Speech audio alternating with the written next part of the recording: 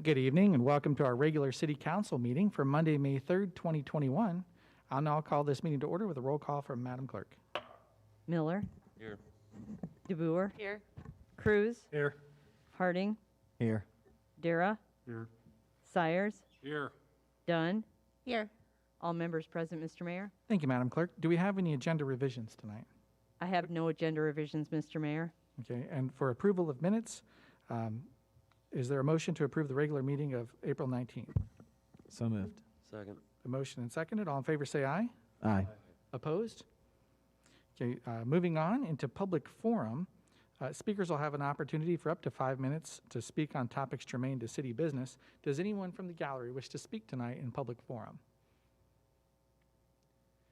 Okay, and anyone on Zoom? We do 0467. Okay, thank you. So, Mr. Skane, the floor is yours, sir, for 5 minutes.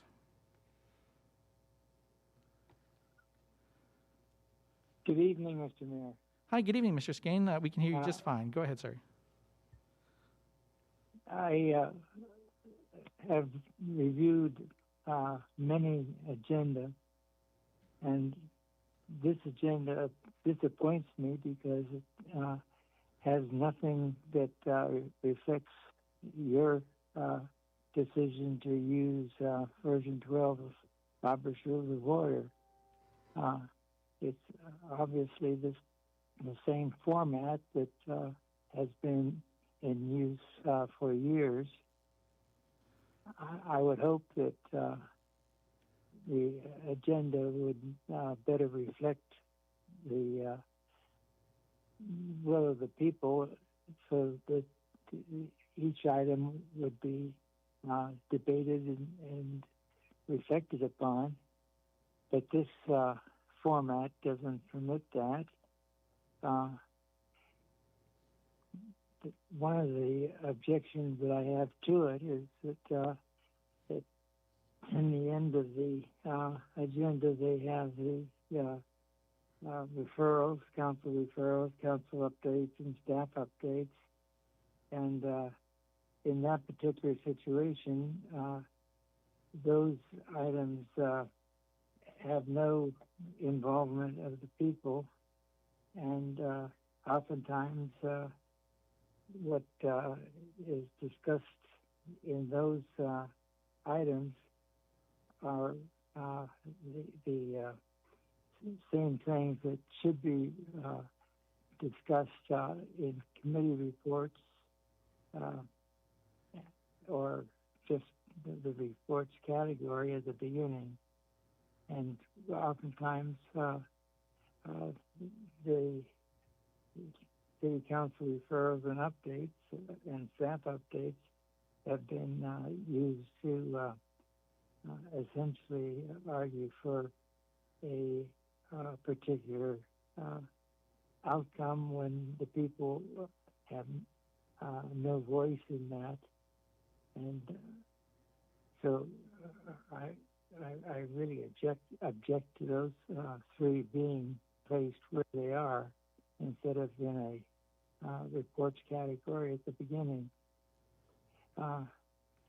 There are a number of items on this agenda that are important. Item number 10 that deals with the 2988 that is being proposed on third reading. That item is extremely important because if it's passed and it has not been discussed and debated or amended to this point, but if it's passed, then it gives the city administrator in the form of this ordinance all the powers that it has as a result of Ordinance 2824, which was passed in 2014. And I would hope that it could be discussed tonight, and I would fervently hope that it would not pass on third reading, or at minimum that there would be substantial amendments to it. It's an important document, and I don't think it's been given the attention that it should be. 1 minute remaining, sir. So, okay. So, again, we have the consensus calendar and the resolutions calendar approved on a single vote without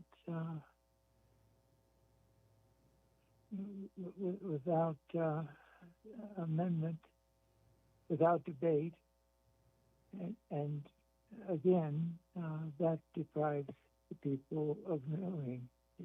It's really an anti-transparency process. And I'm pleased that I could talk to you, Mr. Mayor, and I would hope that at some point the agenda would reflect what you said it was going to reflect, and that is version 12. Thank you, sir, and you're at your 5 minute time. Thank you very much. Thank you, sir. I appreciate your comments, Mr. Skane. Does anyone else from Zoom wish to speak tonight? No other attendees. Okay, no other comments?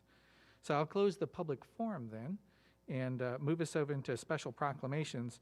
There are 8 listed. I'm going to read 7 listed. So I'll read 4 of them, and the remaining I'll speak about at other times in the city business. So the first one I've got is for, in recognition of Jackie Danielson, our city clerk. It's a proclamation recognizing May 2nd through the 9th as Professional Municipal Clerks Week. So whereas the Office of Professional Municipal Clerk, a time-honored and vital part of local government, exists throughout the world, and whereas the Professional Municipal Clerk is the oldest among public servants, and whereas the Office of Professional Municipal Clerk provides the professional link between the citizens, the local governing bodies, and agencies of government at other levels, and whereas professional municipal clerks have pledged to be ever mindful of their neutrality and impartiality, rendering equal service to all, and whereas the professional municipal clerk serves as the information center on functions of local government and community, and whereas professional municipal clerks continually strive to improve the administration of the affairs of the Office of Professional Municipal Clerk through participation in education programs, seminars, workshops, and the annual meetings of their state, provincial, county, and international professional organizations. Now, therefore, I, Robert M. Green, Mayor of the City of Cedar Falls, do hereby recognize the week of May 3rd through 9th, 2021 as Professional Municipal Clerks Week, and further extend the people's appreciation to our city clerk, Ms. Jackie Danielson, and to all professional municipal clerks for the vital services they perform and their exemplary dedication to the communities they represent. Signed this 29th day of April, 2021, Mayor Robert M. Green. And so I'll get to hand something to you for a change. Thank you, Mayor.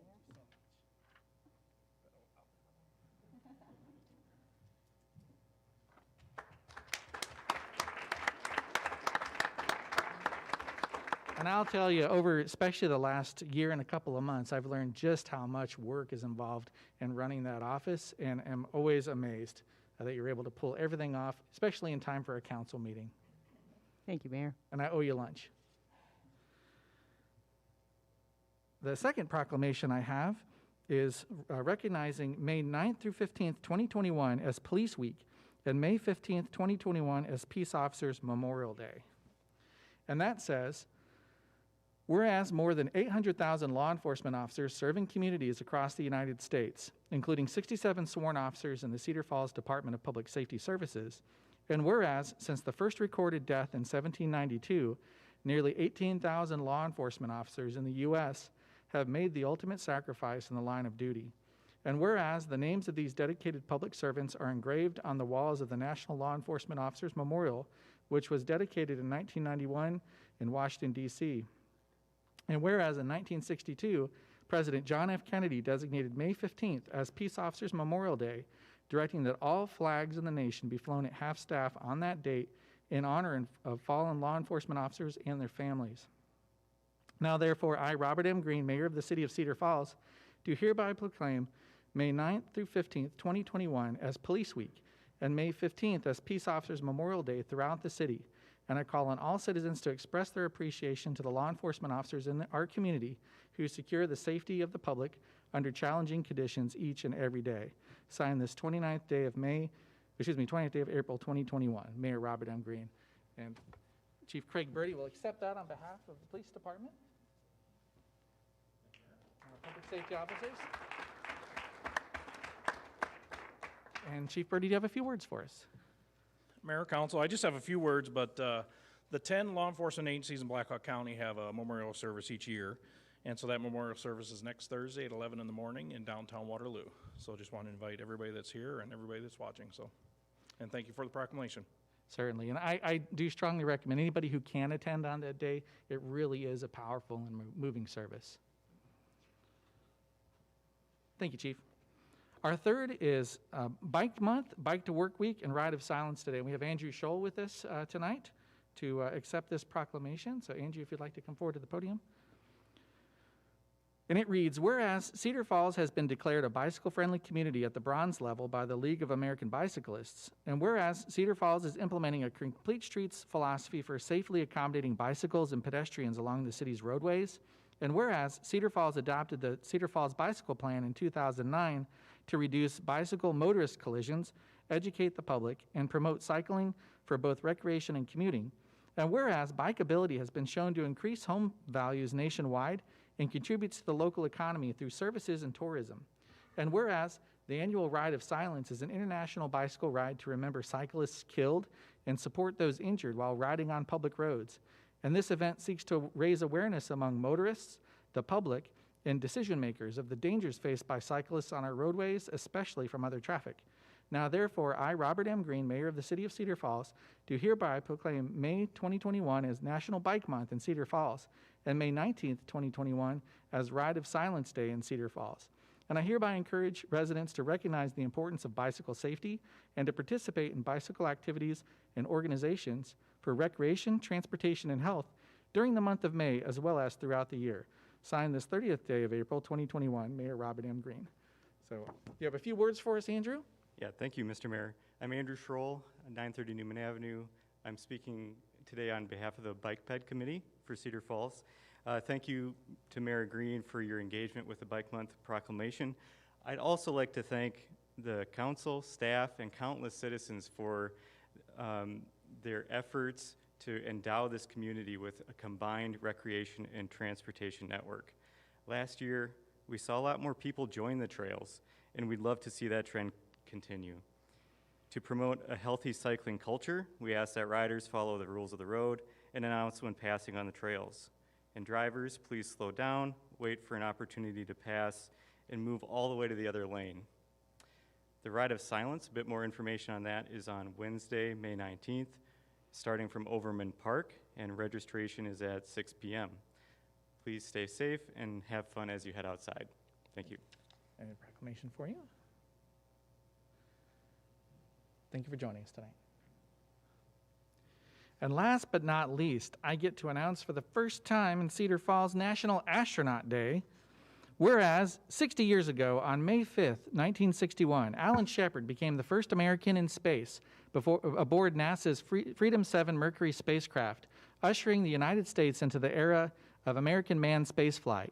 And whereas our city proudly joined the ranks of astronaut hometowns with the graduation of Cedar Falls native Raja Chari to NASA's Astronaut Corps on January 10th, 2020, as part of the Artemis program to return to the moon. And whereas America's commitment to and investment in manned spaceflight will lead to many opportunities for innovative engineers, scientists, technicians, and other professionals and workers in the decades ahead. And whereas astronauts embody the highest ideals of leadership, teamwork, integrity, discipline, problem solving, and excellence under pressure. And these traits are worthy of emulation by Cedar Falls citizens, young and old alike. Now, therefore, I, Robert M. Green, Mayor of the City of Cedar Falls, do hereby proclaim May 5th, 2021 as National Astronaut Day in the city, and do encourage residents to learn about and appreciate the legacy and future of manned spaceflight, and to celebrate and emulate the astronauts who have worked tirelessly to put humanity into Earth orbit, into the moon, into Mars, and beyond. Signed this 29th day of April, 2021, Mayor Robert M. Green. And with that, I have a short announcement from astronaut Raja Shari. If we have him on screen, Denny. Hey, Mayor Green in Cedar Falls. Just wanted to wish you a happy National Astronauts Day. So glad that you guys are celebrating it, and happy to be celebrating along with you the 60th anniversary of the first Mercury flight. And looking forward here at Johnson Space Center to upcoming flight in the Crew Dragon this fall, and then as we continue to work on the Artemis program towards sending people back to the moon to stay, to Mars and beyond. Have a great National Astronauts Day.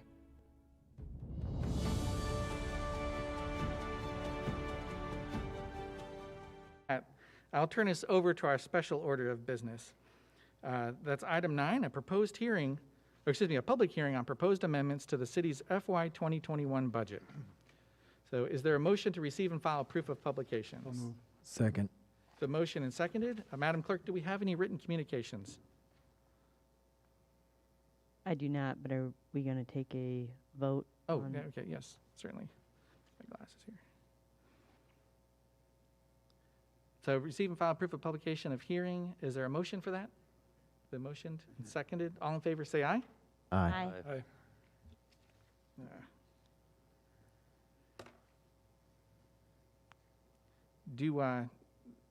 For staff comments tonight, for city staff, I believe we have Lisa Redding tonight to give that presentation. Thank you, Mayor. Good evening, everyone. Tonight's public hearing is for the fiscal year 2021 budget amendments. It is required by Iowa code. This budget amendment must be done by May 31st of the current fiscal year. Our process to file this amendment is done in the same manner as the original budget, and it is provided by Iowa code. As part of the packet, you have a notice of public hearing amendment of the current budget. It shows that the city's accounting for the expenditures in 9 program areas for the public service. These program areas are public safety, public works, health and social services, culture and recreation, community and economic development, general government, debt service, capital improvement projects, and business type activities. As you remember, the budget was originally adopted back in February 17th of 2020. Now it's been over a year since the original budget was approved, and budget estimates may be amended as the increases in the need arises. The budget amendment you have before you is necessary due to the timing of capital projects and participation in various grant programs. This budget amendment also includes the department division amendments. Due to unforeseen circumstances, we find that some line items expend funds that weren't previously anticipated, and we can use underspent line items to cover these. As noted in the memo in the packet, there are increases in 6 of the 9 program areas.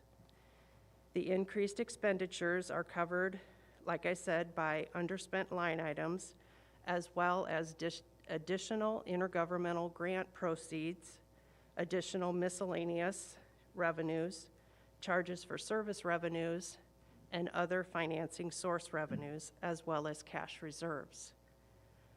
Again, the budget amendment process must be completed and filed with the county auditor by May 31st. Are there any questions, or would you like me to go through the memo for the 6 categories? I'll invite that for council if there are questions, or if you'd like to go through. I can certainly entertain that, or if you saw that in the memo.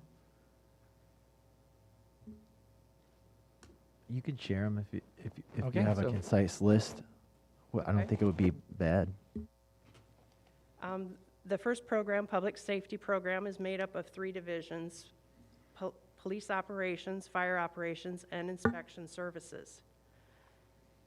This also includes police and fire retirement funds, public safety grant funds, and police forfeiture funds. The increased expenditures in this program are due to participation in grant programs, as well as, including the participation for overtime and equipment purchases, as well as equipment purchases under the police forfeiture fund. These additional expenditures will be offset by additional intergovernmental revenues. The city also used cash reserves from the Police and Fire Retirement Fund to offset unanticipated worker comp claims. In the Public Works category or program, little over $1.7 million in additional expenditures happened due to the timing of capital projects, primarily in the street repair fund, and this was due to the overlap of fiscal years from one fiscal year to another for these projects. These projects included the Union Road reconstruction, 12th Street reconstruction, Ridgeway Avenue, the annual seal coat, and street patching projects. Cash reserves were used to offset these additional expenditures. The street construction fund is also in the Public Works program.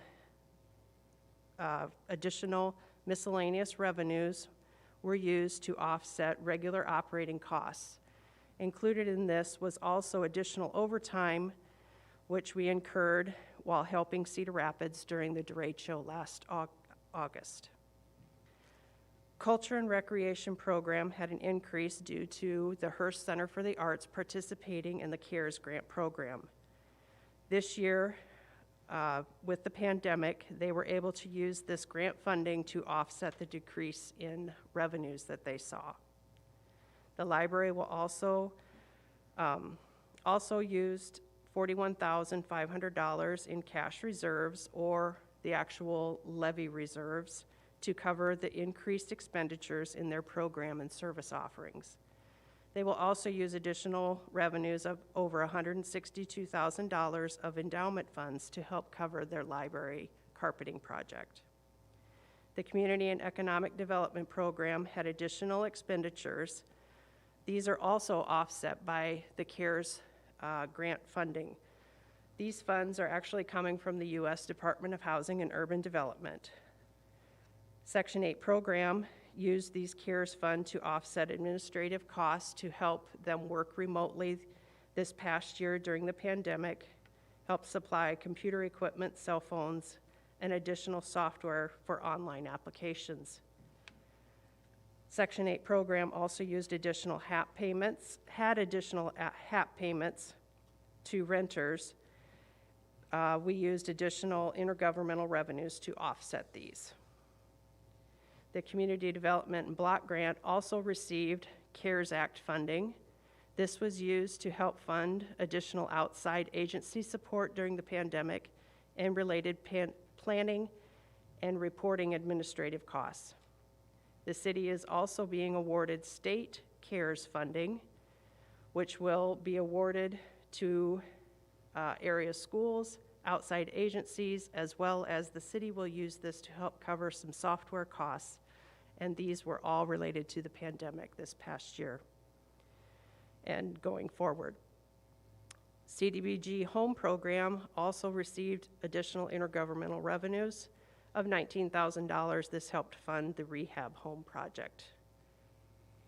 The Capital Projects Program noted an increase of just over $1.8 million. The city received additional intergovernmental revenues from FEMA with regards to the PPE supplies, and we were able to offset some wages for disinfection of the Falls Aquatic Center this past summer in 2020.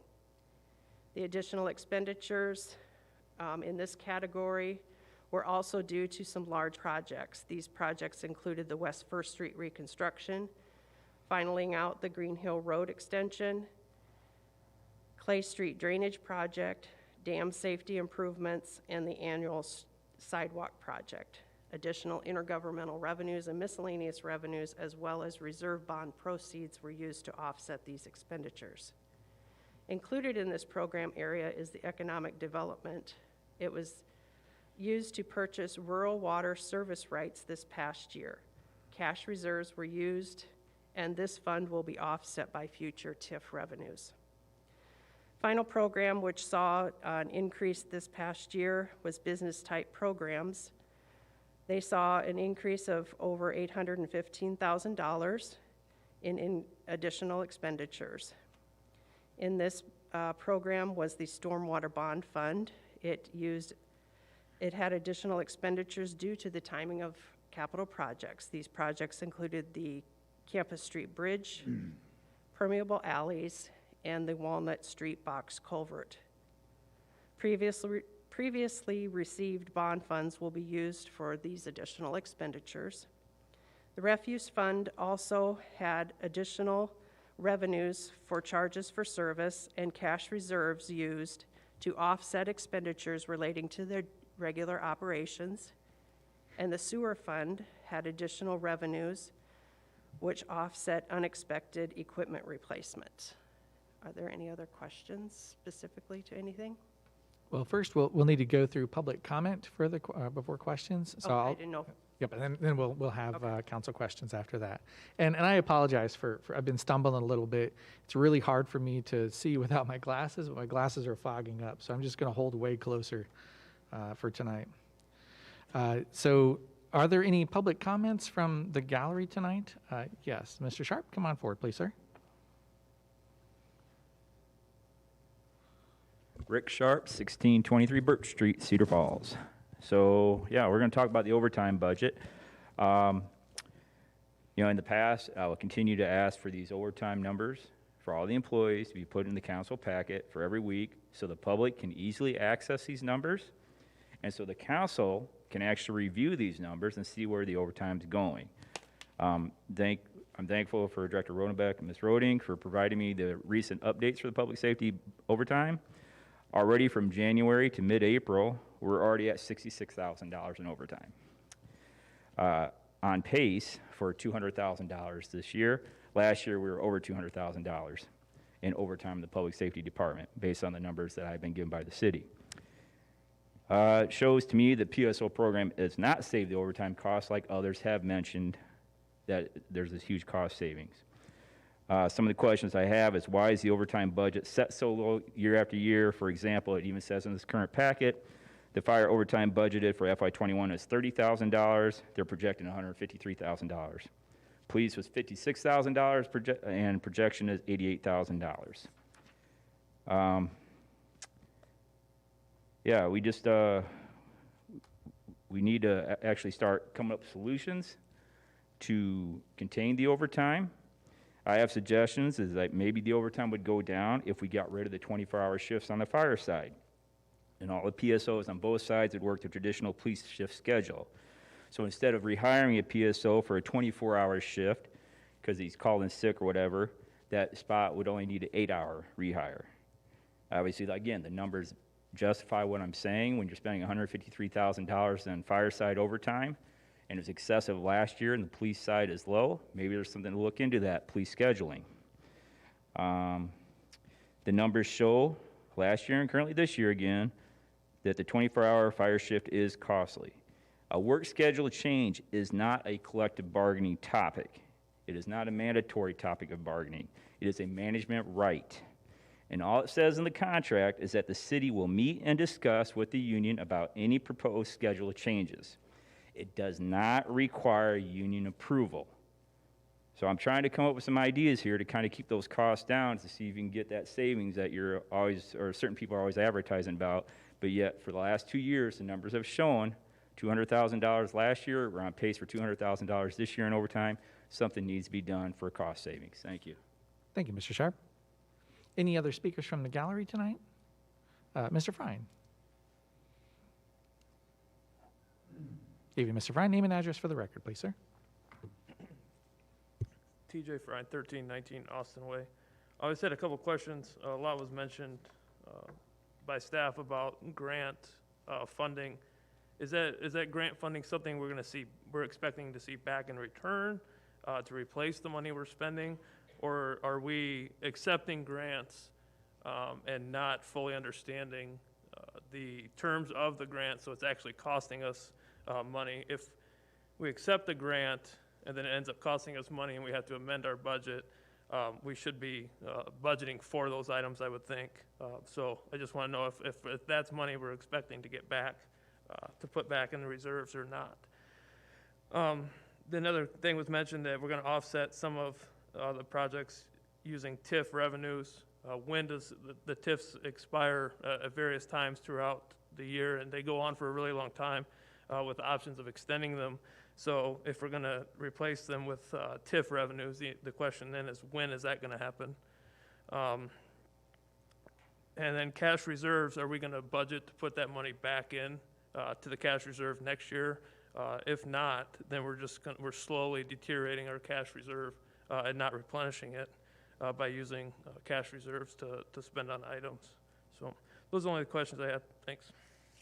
Okay, Mr. Bryan. So I got that, and we'll answer that after public comment. But I got that as what the terms are for the grant funding, whether we have to replace that. The second was when the TIF will expire, and I appreciate that staff will understand that question for how to answer that. And then budgeted money that was in the cash reserves that we took out, will that be put back in? Did I capture those questions? Okay. Yeah. So anyone from else from the gallery tonight, or from public or Zoom? Jim Skane. Okay, Mr. Skane, the floor is yours, sir. 5 minutes. Yes, as the report was given, there were no real figures for people understanding what the budget amendments are. It would be very easy for a screen to be set up so that people would know what those figures are.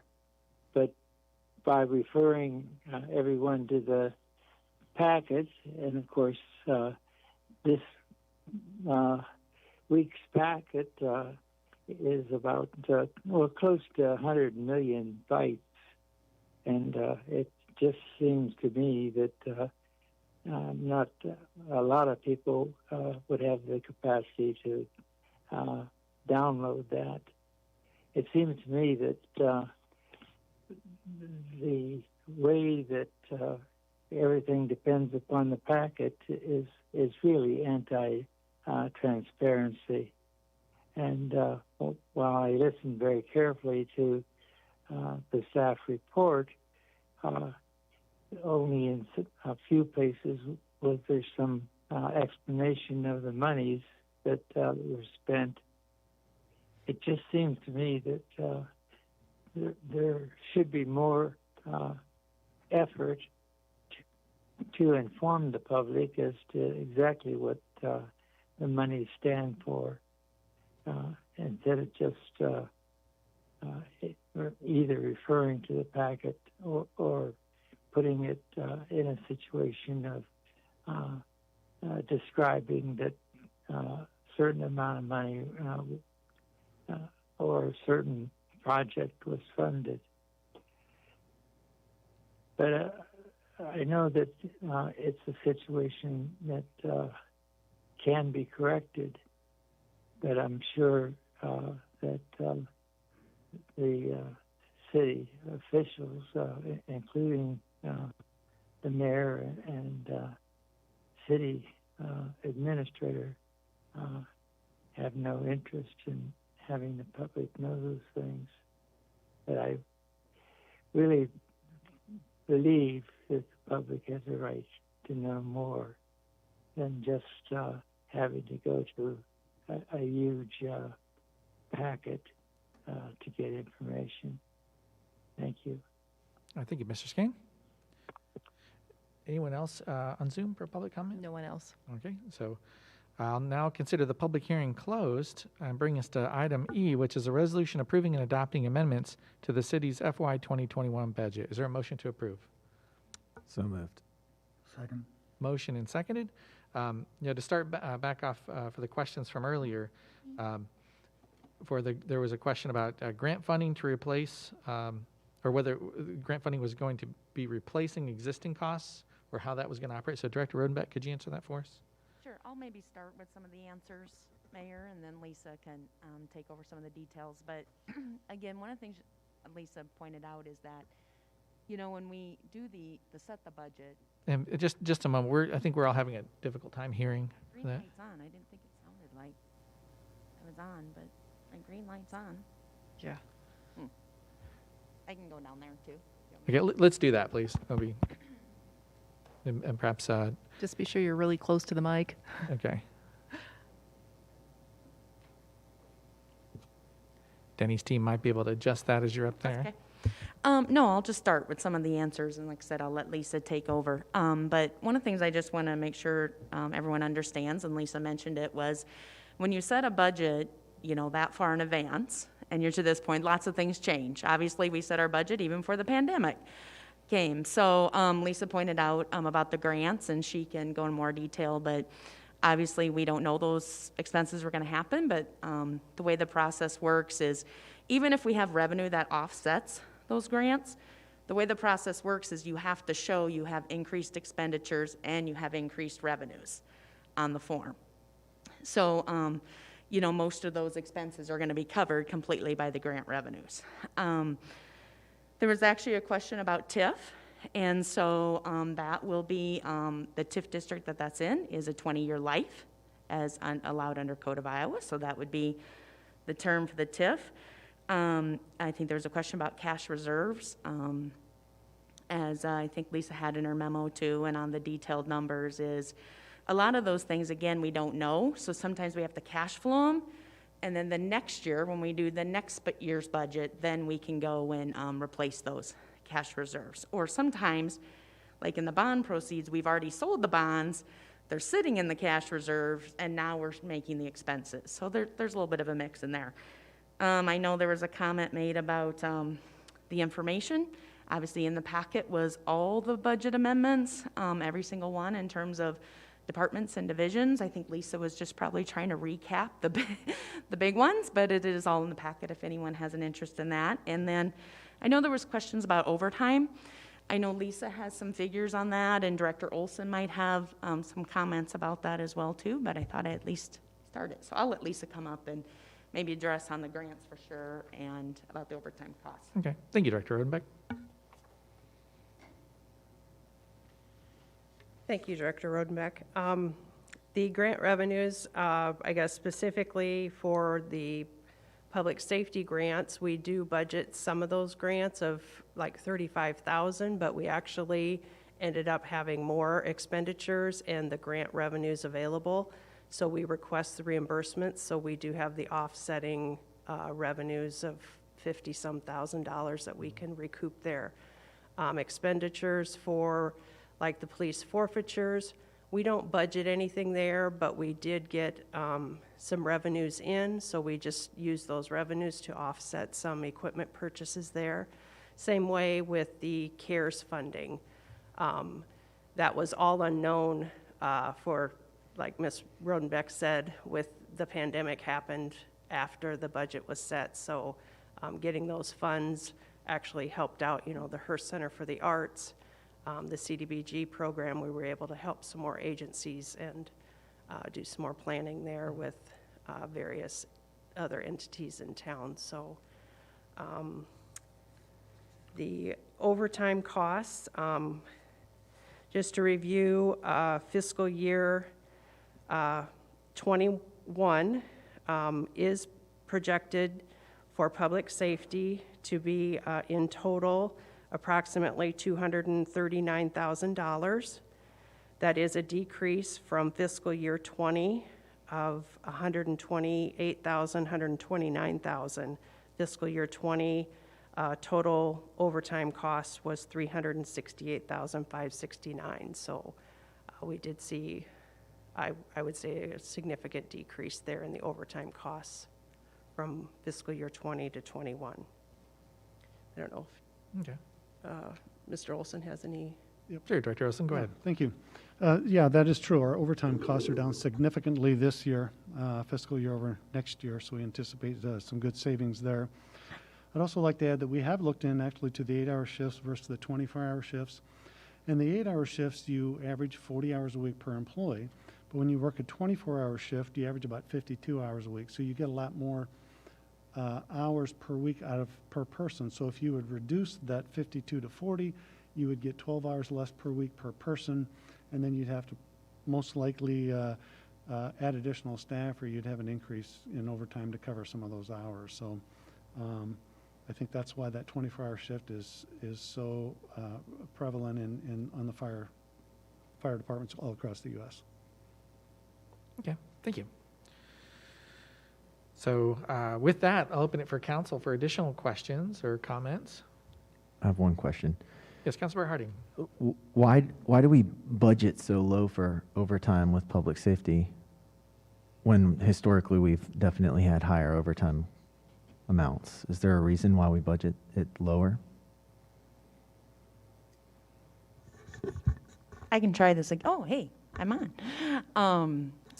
One of the things I think, we always hope that is if you're fully staffed and you don't have anything else going on, that you would hope there would not be overtime. Now, we understand there is going to be some overtime that happens, like for grants, if we're going to do that. But, I think what we find out every year is sometimes there's, staffing changes, whatever, and so sometimes overtime's needed for that. And so really what should happen is that you should have salaries, that you have not spent to offset the overtime.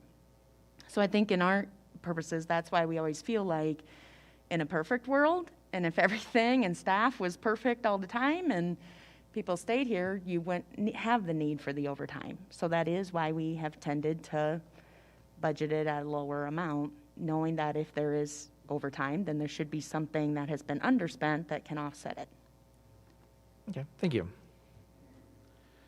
Other questions or comments from council for this? Mr. Mayor, I just have a real quick question. Is it unusual to make budget amendments on an annual basis? We have budget amendments every year, and of course why we do that is, again, like I said, when you're setting your budget so far in advance, it's something always comes up. The biggies are always capital projects. I wish in a perfect world, in the finance world, we'd love construction contracts to run in the fiscal year, not a construction year, but that never happens. So we know capital projects, the timing of that is always going to be a challenge. And so again, that's why you tend to always see budget amendments every year. Well, I, for one, appreciate the work that you and your staff do.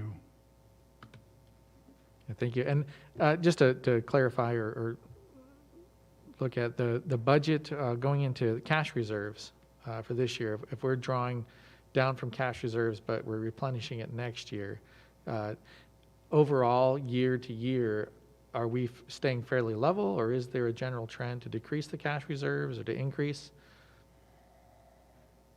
Well, I think it's going to depend on the fund. And what I mean by that is that there are some funds that we naturally were saving up for to do projects. And so you'll see those reserves that have gone up, and then as we do the project, they're going down, like the local option sales tax. We knew we had major street projects that were going to be coming, so we built up the reserves to do that. So now if you're going to talk like the general fund and operating, that I would say that we're maintaining level for the operating reserves. Okay, thank you. Any other questions or comments from council? Mayor, I might just add with regard to the budget and the cash reserves is the TIF would be a really good example of that. For instance, we use those cash reserves to ebb and flow the TIF projects that are going on. And then as the council well knows, it's the end of the year when you certify that debt. And so those revenues come in the following year. Okay. So. All right, thank you. Councilor Cyrus.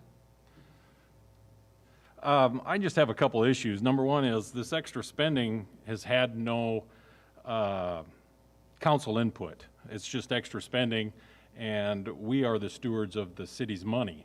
I would like to see us consulted before the staff or administration spends this money. The second thing, and I'll make this short, is I had a problem with the $500,000 hostage fee before on the newly acquired land out in the industrial park.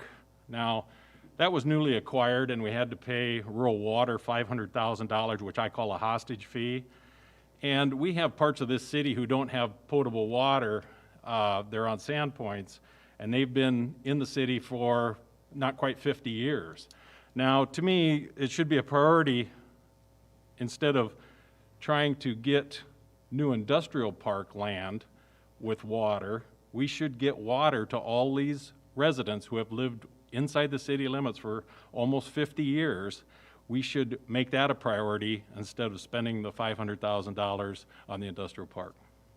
Okay, thank you, Councilmember Cyrus. Other questions or comments from council? Then it's been motioned and seconded to approve and adopt amendments to the FY 2021 budget, and this requires a roll call vote.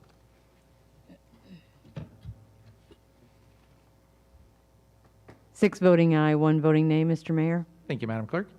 Item 10, moving into old business, is passing Ordinance 2988, amending Chapter 2, Administration of the Code of Ordinances relative to mayor and administrator duties upon its third and final consideration. Is there a motion to approve? So moved. Second. The motion and seconded. Open for council questions. Just a statement. I'll ask for questions Okay. first, just for No, clarification. no questions. Okay. And then, do we have any questions or comments from the public? Any public comment from the gallery or from Zoom? Jim Skane? Okay, Mr. Skane, the floor is yours, sir. 5 minutes.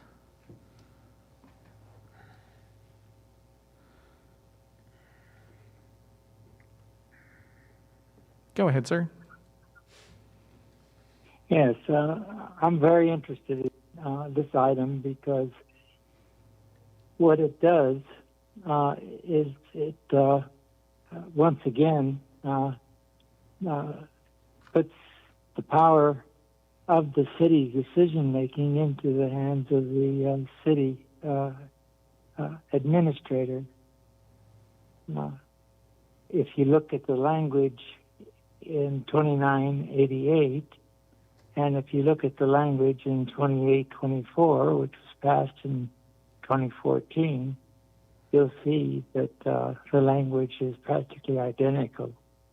So the real power of the city of Cedar Falls remains with the city administrator, even though it is said that the mayor and the council have power over the city administrator.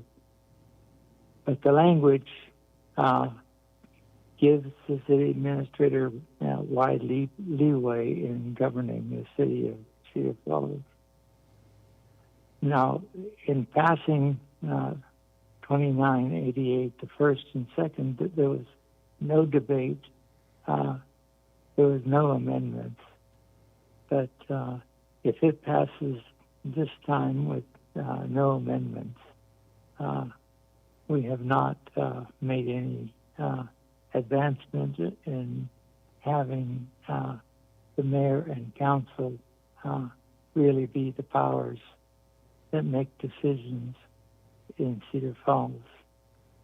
I would hope that there would be some amendment. I would hope that maybe if there is no amendment, that the third reading is defeated. But it's not very good for the people of Cedar Falls, the way that it has been constructed. And I, as I said, think that it needs to be amended. Thank you. Thank you, Mr. Skane. Always appreciate your opinion, sir. Looking to others for Zoom or count the gallery.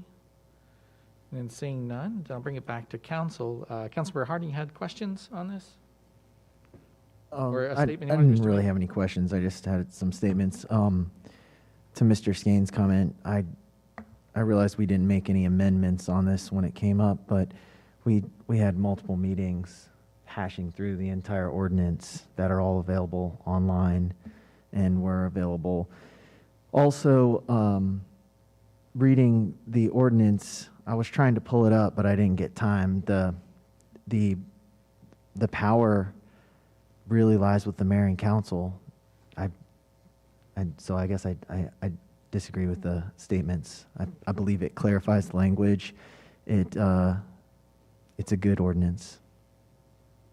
It's Any good other for Cedar questions or Falls. comments? Councilmember Dunn? I pulled it up, and I just want to repeat it because sometimes I feel like we say the same thing over and over again, but then I get emails from folks that maybe don't know. So I'm going to read it again. Generally, the mayor shall be the chief executive officer of the city and shall have the power to oversee all functions and operations of the city. The mayor shall retain and exercise all authority over the conduct of the city government. So there's the part about the mayor. The appointment regarding the city administrator. The city administrator shall be appointed by majority vote of the city council for an indefinite term. The administrator shall be chosen by the council solely on the basis of executive and administrative qualifications with special reference to actual experience in or knowledge of accepted practice in respect to the duties of the office hereinafter set forth. At the time of this appointment, the appointee need not be a resident of the city or state, but during the administrator's tenure of office shall reside within the city. Second, the removal from the position. The city council may remove the city administrator at any time without cause by a majority vote of its members. If requested by the city administrator, a name-clearing public hearing shall be granted by the council within 30 days following the notice of removal as provided by Iowa Code 372.15. During the interim, the council may suspend the administrator from duty, but shall continue the administrator's salary, and if the removal becomes final, shall pay the respective severance benefit negotiated within the administrator's contract or the severance granted to other city employees under city council adopted personnel policies. So I just want to make it very clear. This is not, like Councilman Harding says, this is something that's been discussed at many meetings. Yes, there has not been an amendment. I'm quite certain that every single person sitting up here in front of you does not want to take any power away from the elected office of mayor. And because of those three sections, I don't see how it does. I think we cleaned it up, and I think it's good in ordinance. Thank you. Are there questions or comments? Okay, seeing none, then that item to pass has been motioned and seconded and requires a roll call vote.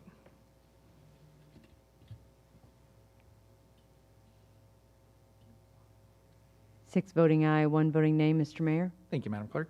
That brings us to new business under the consent calendar. The following items will be acted upon by a voice vote on a single motion without separate discussion unless someone from the council or the public requests that a specific item be considered separately. Does anyone from council request to pull an item 11 through, what number is that? Through 19. Yeah, same thing. Yeah. So 11 through 19. Seeing does anyone from the public wish to pull an item from 11 to 19? Seeing none? Okay. So I'll read those items, and that'll be item 11, receiving and filing the mayor's monthly report for April 2021. 12 is receive and file work session minutes of April 19th. 13 is receiving and filing the committee of the whole minutes for April 19th. 14 is receiving and filing revised bylaws for the Human Rights Commission. 15 is receiving and filing departmental monthly reports for March 2021. 16 is receiving and filing the biennial report of the College Hill Partnership. 17 is approving a temporary sign request for 3611 East Park Road. 18 is approving applications for cigarette, tobacco, nicotine, and vapor permits.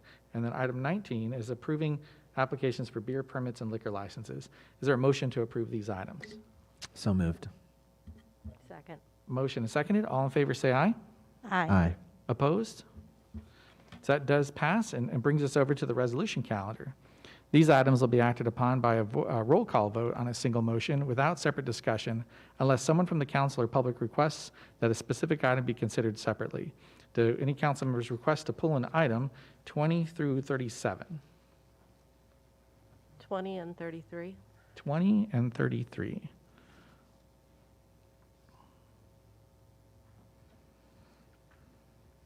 Any other changes or requests? Okay, any from the public for 20 through 37? Seeing none from the gallery. Oh, yes, sir? 21. And any on Zoom? Hands I'm raised? seeing that on Zoom. Okay, thank you. So I will read those items minus 20, 21, and 33.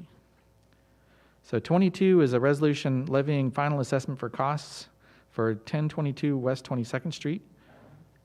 23 is resolution levying a final assessment for costs for property at 412 North Ellen Street.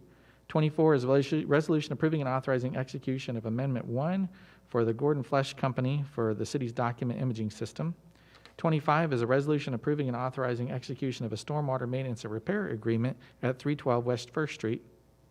26 is a resolution approving and authorizing execution of a stormwater maintenance agreement for Tidal Wave Auto Spot, 416 Brandolin Boulevard.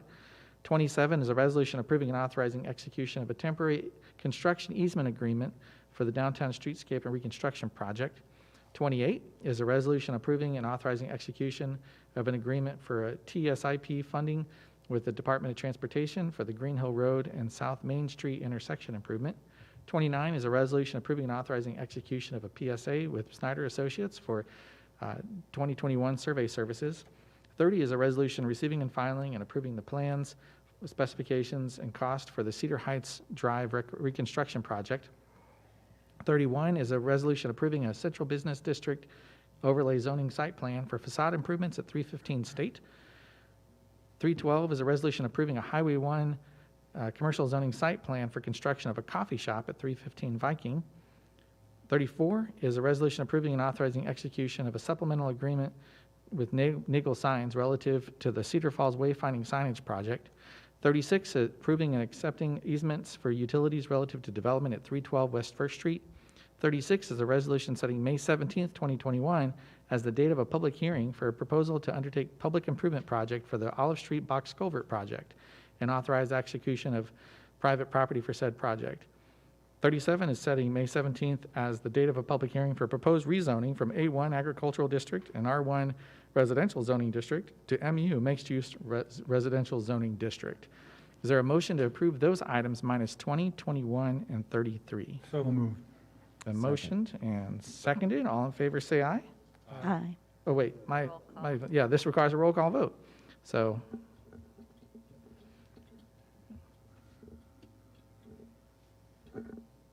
All voting aye, Mr. Mayor.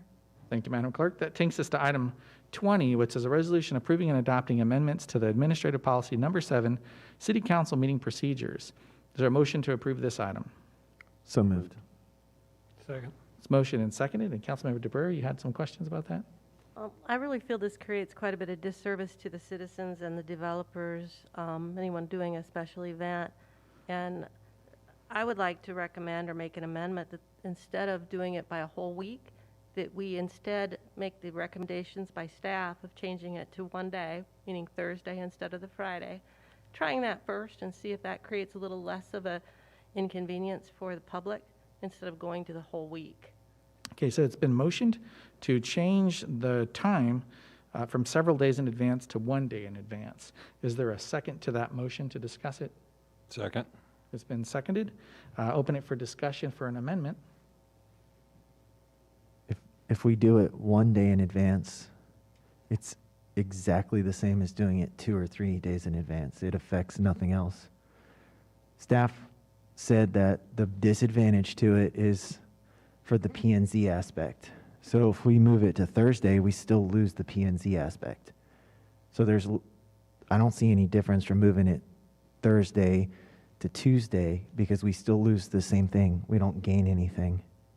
Well, the people making a submission would only have to do it one day sooner than they do now instead of 5 days sooner. Okay. Other comments for that amendment? Is there a difference for the developer in the way they get paid or reimbursed? Dr. Rodenbeck? Well, I was going to say, you know, I think from a P&Z standpoint, Mr. Harding is correct that it, you know, might not make a difference. But I think you have to remember that on the agenda is not only P&Z items. Obviously, there's lots of other things, and I'm assuming that's maybe what Councilmember DeBoer was referring to, is that, you know, contractors, for instance, and payments, you know, that might be more convenient for them, that they don't have to get it in as soon. You know, obviously, there's other things that come up that are part of the agenda that aren't necessarily based on P&Z. So I think it's probably mixed, I guess, is maybe my best answer to those. And I don't know if Director Sheets or City Administrator Grains has any other comments on that. But just I think from a staff perspective, it kind of just depends what items you're talking about. Perhaps it would be helpful if the staff explained why their recommendation was to do it the Thursday date instead of the week before. Certainly. Well, I think from staff, when we first talked about it, is I think just like anything, maybe taking small steps is just a better way to do it. And we thought, well, maybe one day just was kind of like, okay, we can get people kind of used to it. You know, again, for most staff, that was just going to be a one-day difference in some things. And so we just thought it just maybe was just more user-friendly, and again, just maybe a little simpler to try it. And if it worked out okay, then we could go to more days if we felt that. But I think we just thought it was a good first step. Okay, thank you. Any other comments or questions about the amendment?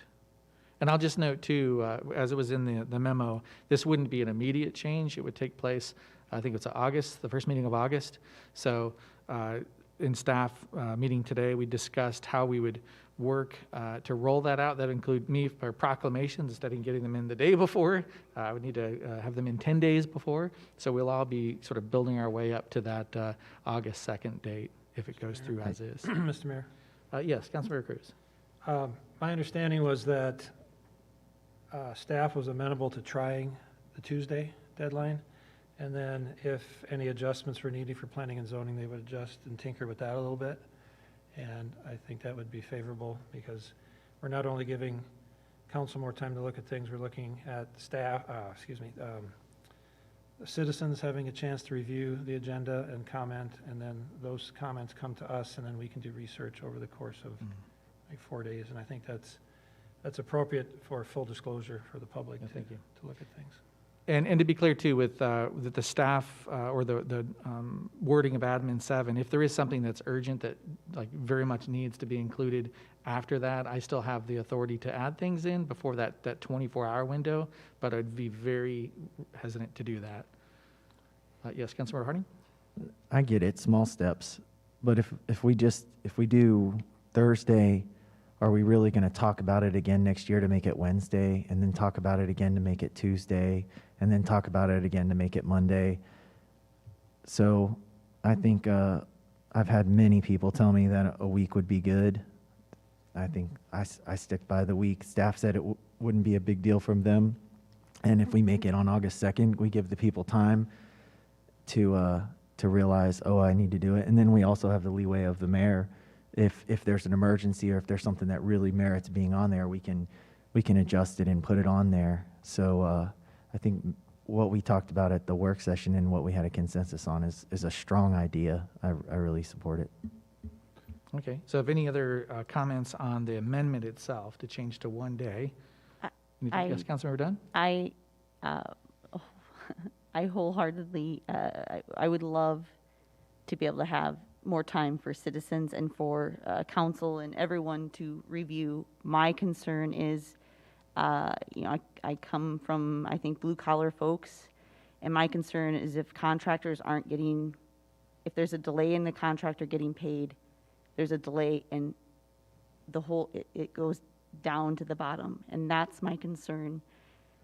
I know that's a hard enough business to be in, and if contractors don't get paid, it just trickles down to the guy at the end, and that is my concern. I would love the Tuesday deadline, but I want to make sure citizens aren't suffering.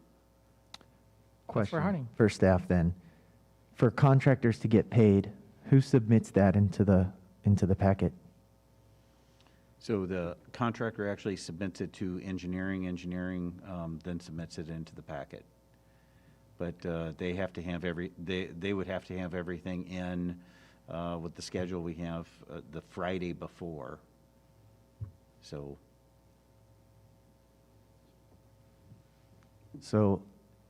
if they miss it, then either they go next meeting 2 weeks from now, or they do it. What happens if they miss it, if they normally put it in on Thursday and then? then they miss it again. So, and then if we change it the next year and they miss it, and we change it the next year, and we keep moving it, and we create confusion. So it's a double-edged sword either way. Rip the Band-Aid off or don't. I also, on the flip side of that, feel like they could acclimate, right? I mean, if other places do it, eventually they'd get used to what the current policy is. I understand what Councilman Harding's saying. That's, I just, I understand what Councilwoman DeBurr is saying, and I understand what Councilman Harding's saying. Okay, thank you. So anything else? Councilmember Cruz. If someone could refresh the comments about the research from other communities, I think there was 18 places reviewed, and putting it on the Tuesday put us about in the middle of the time frame. So it wouldn't be unusual for us or out of norm. Yeah, I mean, typical or not atypical. Okay, that's the right word for it. Because other developers would have, in other communities that have a similar time frame, would adapt to that time frame, I guess is kind of what I'm getting at. Okay. Any other thoughts or comments for the amendment itself? So that's been motioned and seconded. All in favor of changing the date to just one day, say aye. Aye. Opposed? Nay. Nay. Okay, so I'll need a show of hands. Aye is a change to just one day. So all in favor of that, raise your hand, please. So 1, 2, 3, 4. Those opposed? 1, 2, 3. So that does pass and changes it to just one day and brings us back to the original motion, which was resolution approving and adopting amendments to Administrative Policy Number 7, City Council meeting procedures for a pullback of one day. And open it for council, actually I wish up to the public first. So Mr. Sharp, would you like to comment?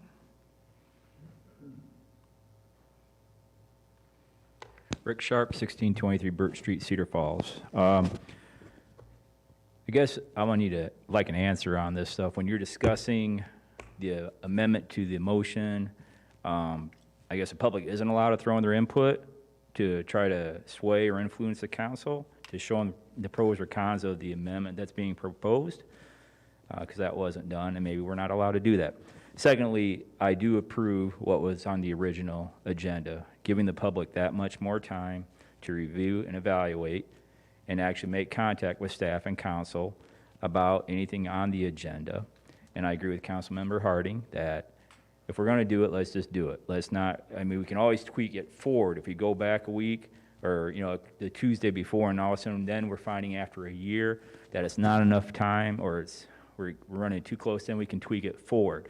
It's no different than everything else that this council has done with making changes. They go all in right off the bat. We don't do it in moderation. Like when something simple as public forum. We didn't agree on the moderate of opening and closing at the beginning of the council meeting. You know, even though it was a good compromise, we went all in. We're going to eliminate the end of public forum at the end of the council meeting. We're going to have at the beginning of the council meeting. And we didn't have a chance to weigh that out. So, yeah, I'm in favor of the original amendment, and I just wish the public had a chance to speak before you guys voted on the First Amendment. My apologies on that. Mr. Frine? Mr. Mayor, point of order. Certainly. During an amendment, is there an opportunity for the public to speak, or is that a council deliberation? I don't have it in Robert's rules for what it says. So, Mr. Rogers? It's been the practice of council that when there's a motion on the floor for an amendment, council takes up that motion, decides the motion. The public certainly has a right, and it's always been the practice to speak on the agenda item, but procedurally the amendment, we haven't operated like that. Yeah, so it's murky at best. I see the value of having that added, and we'll be more careful about that in the future. Mr. Frine? TJ Frine, 1319 Austin Way. Most council packets are between 400 and 600 pages. So going through them, instead of reading 200 pages a day, we're only down to 150. Congratulations. Now, I know that I'm not going to get an answer from staff on a Saturday or Sunday when I start getting through the entire packet, because clearly, I mean, they're not working, they're not around, they don't have access to things. So there's 2 days gone that I, as a citizen, can't get a hold of staff. So instead, now I've got to get my question in on Thursday. I got to get through most of the entire packet by Thursday to get my question answered by Friday before the weekend. So we've really done nothing. We've changed nothing. And I agree with Councilmember Harding saying that going 1 day here, 1 day there is not right. As far as developers go, I've seen it several times where we've gone back and re-amended agreements to pay back developers who have been a month behind submitting things when they're trying to get reimbursed for tax rebates. We've gone back and just cut the check to them. So I fail to see how it's a burden on the developers. If we're waiting until August to make changes, they know 3-4 months in advance that this is coming. And other communities are doing the same thing. So it's not foreign to these developers. We're not doing them a disservice. We're simply doing a better service to the citizens who don't have, I mean, I don't really know anybody who can make the time to read 200 pages a day of council packets, ask questions, get questions answered, formulate an opinion, and be ready to go by Monday. Thanks. Thank you, Mr. Bryan. Any other comments from the public? Or from Zoom? Nothing in Zoom. Okay. So that has been motioned and seconded. Anything else from Mayor? council on approving the entire item as amended? Correct. Yes, Mr. Cruz, go ahead, sir. I'd like to make an amendment to make it Wednesday, to split the difference between all the discussion, hearing what the public has to say. And I think citizen review is critical and important so that they can review it for a few days, get that to us, and then we can go to staff. And I think that's a good compromise. If people don't like Tuesday, let's do Wednesday, reflecting what has been said. I'll second that.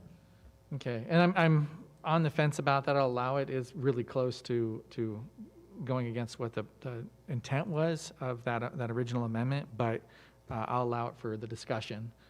So this is an amendment to change the date to Wednesday rather than Thursday. So it's been motioned. Is there a second? Second. Well, I think you motioned, correct? No, he motioned it. Oh, is I that did the motion? motion, he did the Second? And open for discussion from council? I get it. Change is hard. It's tricky. I legitimately had 0 citizens contact me and say it's too early.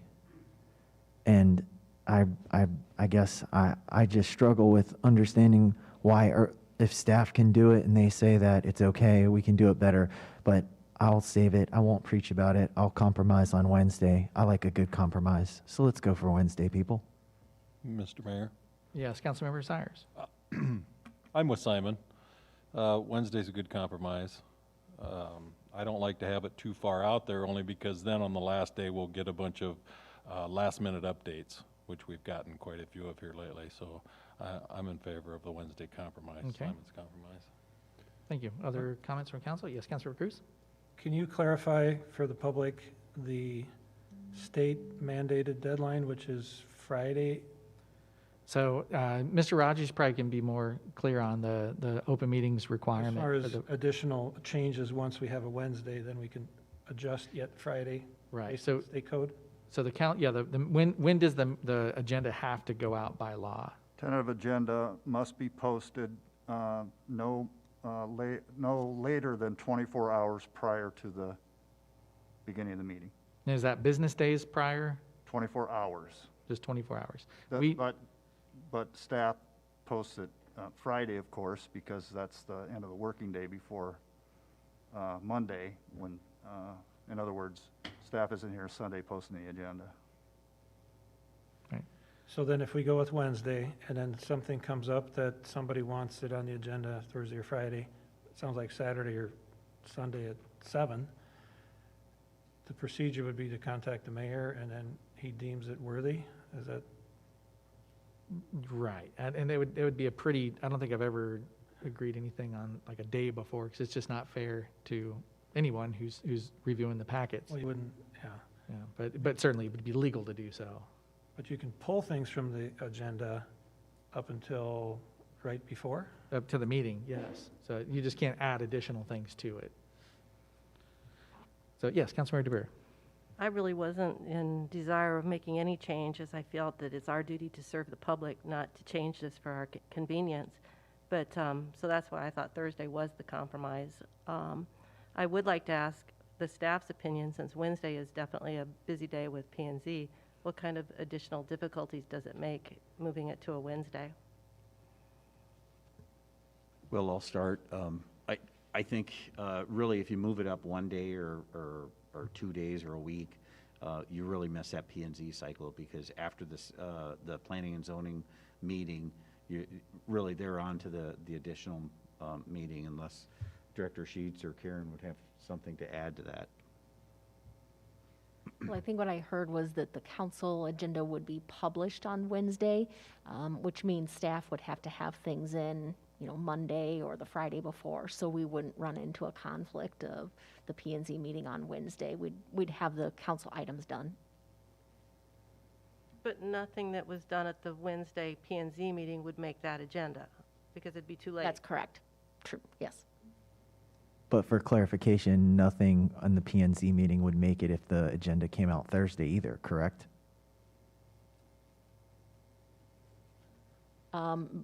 Right, highly unlikely, yep. And we were going to possibly change the Councilmember Cruz? planning and zoning? That's what staff recommended or said, they could adjust planning and zoning as needed going into the future. That certainly is an option. That So- would be a little more challenging, just to move all of P&Z's meetings. So. Right. Okay. So I'll open it up for the public if anyone wishes to comment on this amendment. Mr. Sharp. Yikes. Sorry, I broke it. 1623 Burt Street, Cedar Falls. I think the compromise that's presented by Councilmember Harding and Councilmember Sires is a good, and Councilmember Cruz is a good one. Wednesday is good. It does reflect the citizens' interest. I understand each council member might have heard from specific residents in their district, but one shouldn't offset the other. I think the more time the citizens have to review the packet, the better time we have to respond or prepare for it. Because I notice in this agenda, there's a lengthy packet coming up next that I still haven't quite read yet because of the short weekend. So, thank you. Thank you, Mr. Sharp. Any other comments from the gallery? Okay, any from Zoom on the amendment? Nothing in Zoom. Okay, so final comments from council?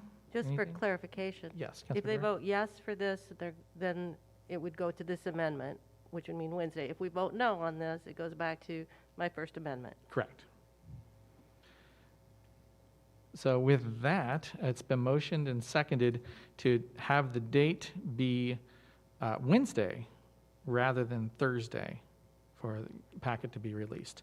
So this is a voice vote, so all in favor, say aye. Aye. Opposed? Nay. Nay. Nay. Okay, so let's see a show of hands for aye to change it to Wednesday. So 1, 2, 3, 4. And opposed? 1, 2, 3. So that does pass to bring it that amendment to Wednesday rather than Thursday. So that brings us back to the original of a motion, a resolution approving and adopting amendments to Policy 7 for the meeting procedures with the date being on Wednesday. So any final discussion from council or from the public? Okay, so that's been motioned and seconded for the Wednesday date, and this requires a roll call vote.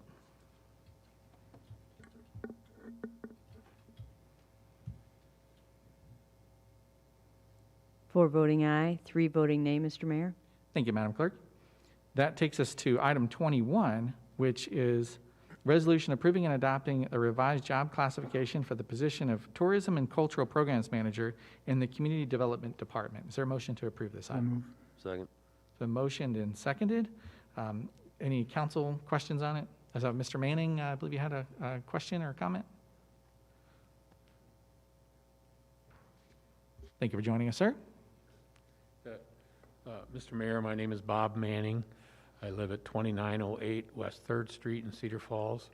I have a little bit of a gimp because I just got a new hip about 3 months ago, so I try not to gimp on TV.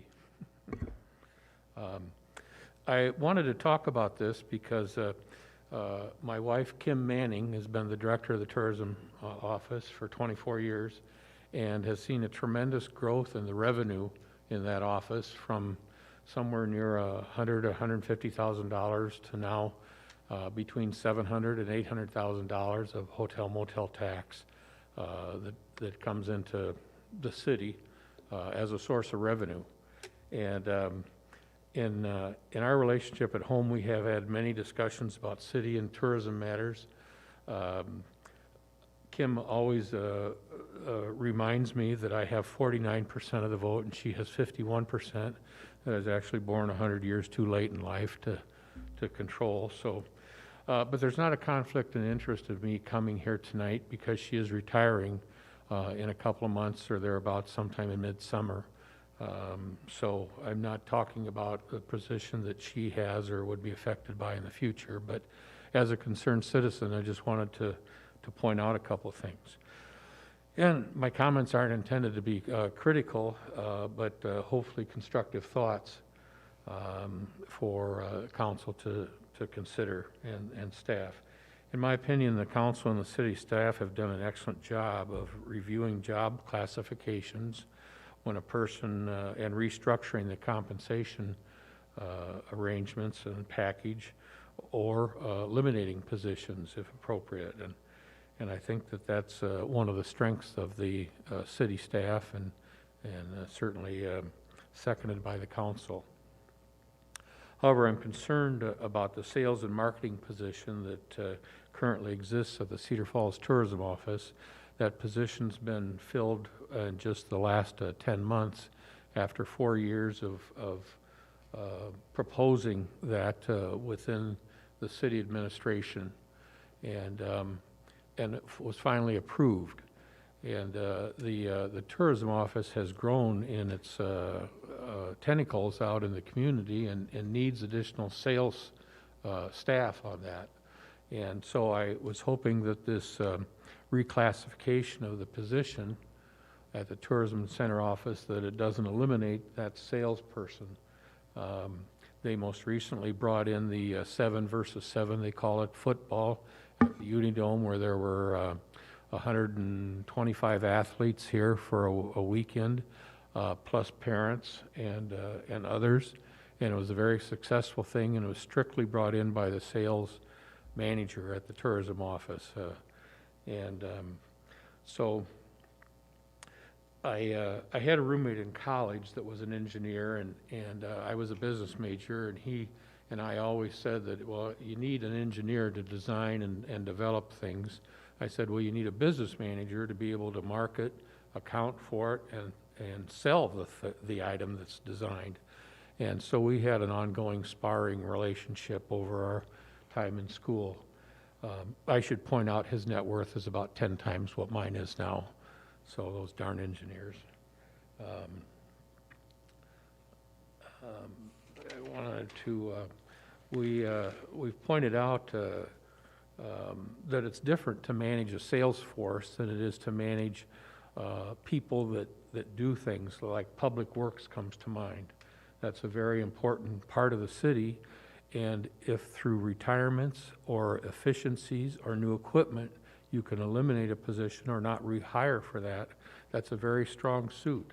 And I would commend the city staff and the council for doing that in the past. I think that's why your budget has been, one of the reasons why your budget has been so generally well received by the citizens.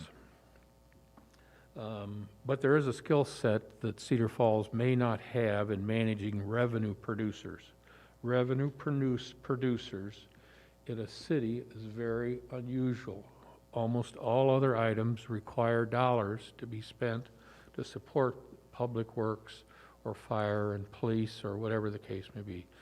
And very important expenditures on the part of the city, and that's what our property taxes and our city taxes are to go for, and we appreciate that. But managing a sales staff is very different, especially as my engineer roommate would comment that Gee, sometimes I talk with these salespeople and they seem to be out of this world. And I say, well, sometimes you engineers seem to be out of this world too. So I wanted to just talk tonight to make sure that this wasn't a snowball rolling down the hill that was going to gain some momentum and eliminate the sales position at the Cedar Falls Tourism Office, to have some responsibility for bringing in the $700,000 to $800,000 in hotel motel tax that is generated. Don't want to. They need extra help, and when someone retires, it's a great time to replace them, or to reclassify the job. 1 minute and remaining, sir. Maybe eliminate positions. So, did you say? Just 1 minute remaining, sir. Okay, all right. So I just wanted to say, please be careful and not eliminate a position with this new job classification, as it's important to the city and its revenue source to have enough people that can make the call. The 7 versus 7 that brought in the athletes and their parents and others would not have happened prior to this sales position. And that's just one case of selling something in a very challenging year. Certainly when he started in July of last year, I believe is when he started, that was not the ideal time to have a salesman started. But you know, in good marketing, you never turn off your lights or turn down your lights to save some money, because that tells your customer that, hey, I got to save money and I got to do something strange. So at any rate, it certainly seems advantageous for the city to continue that position, and I certainly hope that it does. And some others have said that it has been hard to manage income producers and revenue generators for the city, because that is a different piece of the puzzle than what most of us are used to, and or the city's used to in its position. So thank you very much, and I hope that that came across in a positive manner. I don't want to criticize people, but I think there's a second way to look at this going forward. Thank you, Mr. Ming. Okay, thank you. Any comments from staff on that? I will just explain a little bit about what the revisions that are proposed for the council to consider related to this job classification. So as a speaker indicated, Kim Manning has indicated her plans to retire. So it's always a good time to take a look at the job description and see if there's any updates that we should consider, anything going forward for the vision of that division. And so the updates include updating the department reference, because it used to refer to municipal operations and programs, so that was changed throughout. In a couple sections in terms of the job duties, we integrated the V&T aspect and the cultural aspect versus having separate sentences and feeling a little divided that way, since it is a combined division overseeing those two areas. And then in the minimum experience and education, we expanded that to allow, essentially what it allows is some of our internal candidates to qualify for the position that are in that division. So that is what's being proposed. And then, you know, through the hiring process, we will see what happens in terms of internal candidates, external candidates, and what that means for, you know, staffing in those two areas. Okay, thank you. Any other comments from the gallery for that item? Okay, so to the council. Other than, I sure want to thank Kim. I know she's not leaving tomorrow, but for all of the great work she has done all the years she's been here. So hard to replace. Thank you. Quick question. Yes, Councilor Hunting. Are we planning on eliminating that sales position? Has that been talked about? It's really unknown at this point what will happen. You know, I think it will depend on who is the replacement for this particular position, what is their skill set, how the division of work might occur. It is certainly possible that the division of work might occur a little bit differently than it currently does. That's usually a change that you see depending on the individual. So we'll see from there. You know, if it's an internal hire, then that will give other considerations to other positions as well. So it's really unknown at this point, to be honest. Okay. So if no other questions or comments from council on this item, then it's been motioned and seconded to approve and adopt revised job classification for the Tourism and Cultural Programs Manager. This requires a roll call vote.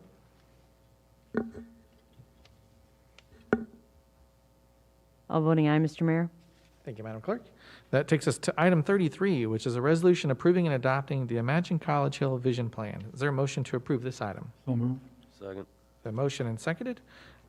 First, to start off with, we have Director Sheets is going to lead us through the discussion on this tonight, and then we'll have council comments and questions and public comments and questions as well. So, Director Sheets, the floor is yours, ma'am. All right, thank you. Since it's been several weeks since the council considered this item, I thought it might help for myself and the consultant to give just a little bit of an overview of some of the things that we went over a couple weeks ago at the council committee meeting, and try to answer a couple of the questions that we heard from some of the council members in giving that overview. So that's my goal here tonight, is to give a little bit of the history, a little bit of information about the public outreach that occurred, some of the vision plan recommendations. This plan was considered by the Planning and Zoning Commission at their February 10th, 2021 meeting, and then a month later at their March 24th meeting, they held a public hearing and then made a recommendation to the City Council. After that, then on April 5th, 2021, we presented at a council committee meeting the recommendations of the plan and an overview. So the project history, this project really occurred based on going back quite a bit, based on the 2012 comprehensive plan that did have a recommendation of reviewing and almost an overhaul is the way I characterize it, of our zoning ordinance. And because of the passage of time since 2012, staff proposed then to do visioning for various areas of our community prior to proposing any zoning changes. Want to make sure that we know what the vision is before there are any policy changes that occur. So that was what then kind of prompted the downtown project, which I mentioned on the slide. But then at council's goal setting in late 2019, it was decided that College Hill was going to be the next area plan that would be developed. And so in January of 2020, we kicked that off by holding a council work session to talk about the study area boundaries and the project priorities.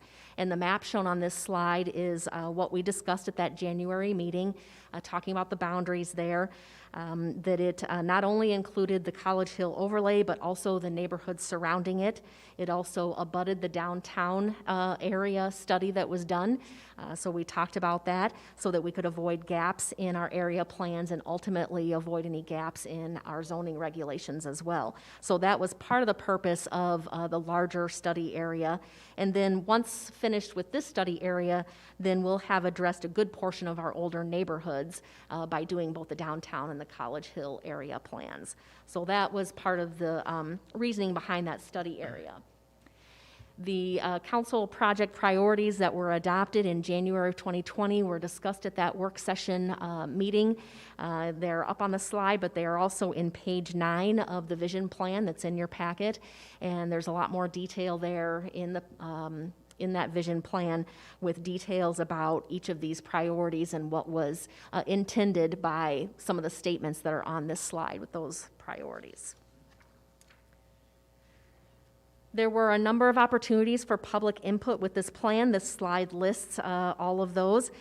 There was a public kickoff workshop in late January of 2020, and during that, the consultant also had several smaller group meetings, and that also then occurred with the design charrette in October of 20, where there were a number of targeted type of meetings outside of all of the public meetings that were also held. So we were really working hard to get a good cross-section of participation from businesses, developers, landlords, UNI administration, the parking committee, realtors. There was a student leaders group that met, and also neighborhood residents that were specifically invited outside of the public meetings that were held. There were several comment surveys, again, because we had to operate virtually and could not have in-person meetings. We were prompting for some feedback about the draft plan, or during that month-long review process, the P&Z held open, trying to get some feedback. So it kind of developed a survey to prompt for answers a little bit and some feedback. And so all of those were ways that the public could be involved with this project and the plan development. In the council priorities, extensive outreach was one of those priorities. And so we did a number of things in trying to accomplish that goal that council set for us. And listed on the slide again are a number of the methods that we used. Doing some targeted mailers to folks that live and work in that area, all of the properties, having posters up, doing a number of press releases, doing then social media posting during events and prior to events, local radio and TV news. They picked up the article several times, and staff and the College Hill Partnership were featured in several local news outlets. We had articles in the Currents magazine. We were really working hard to make sure people were aware of the project and invited to participate. The College Hill Partnership was also very active in trying to get the word out, and we appreciate all the efforts that they took. And we partnered with UNI to try to let students know about what was going on. There were posters posted in a number of places, and a lot of work that we did that way with UNI. At this point, I'm going to turn it over to Mary Madden, one of our consultants, who will talk a little bit about some of the plan recommendations to just refresh about that. Okay, thank you, Stephanie. I hope everyone can hear me. I will not read through all the plan recommendations, but I will still be using the same slides. First, I want to highlight that the plan recommendations, didn't come out of the blue. Those really were built starting with the council priorities. Then we took in public input throughout the process. And then we followed up with the consultant team's professional analysis and expertise. And I want to remind you that that included economic market analysis that looked at existing conditions, existing businesses, and the current demographics on the Hill. Transportation analysis that looked at mobility and biking and transportation, and reviewed the parking study that was done previously, zoning expertise, and then last but not least, the urban design component, sort of how do all of these issues physically manifest themselves in the College Hill area. Another really important part of the plan recommendations everyone should remember is that this is a vision plan. It is aspirational. It is long-term. What we heard consistently is that people wanted to see change on College Hill. And if you want to see change, that means you really can't stick to the status quo. One other really important idea is that the public sector can really set the table for moving forward for private reinvestment in an area. And this plan can be used as the city moves forward over the years in making future decisions relating to public investment and other future policy changes that should be considered. Next slide. Another really important thing that is presented in the plan is the concept Ms. Madden, of the character if I can areas. interrupt for just a moment. We don't, okay, now the slides are up. It's up. Okay, you're fine now. Please proceed. Okay.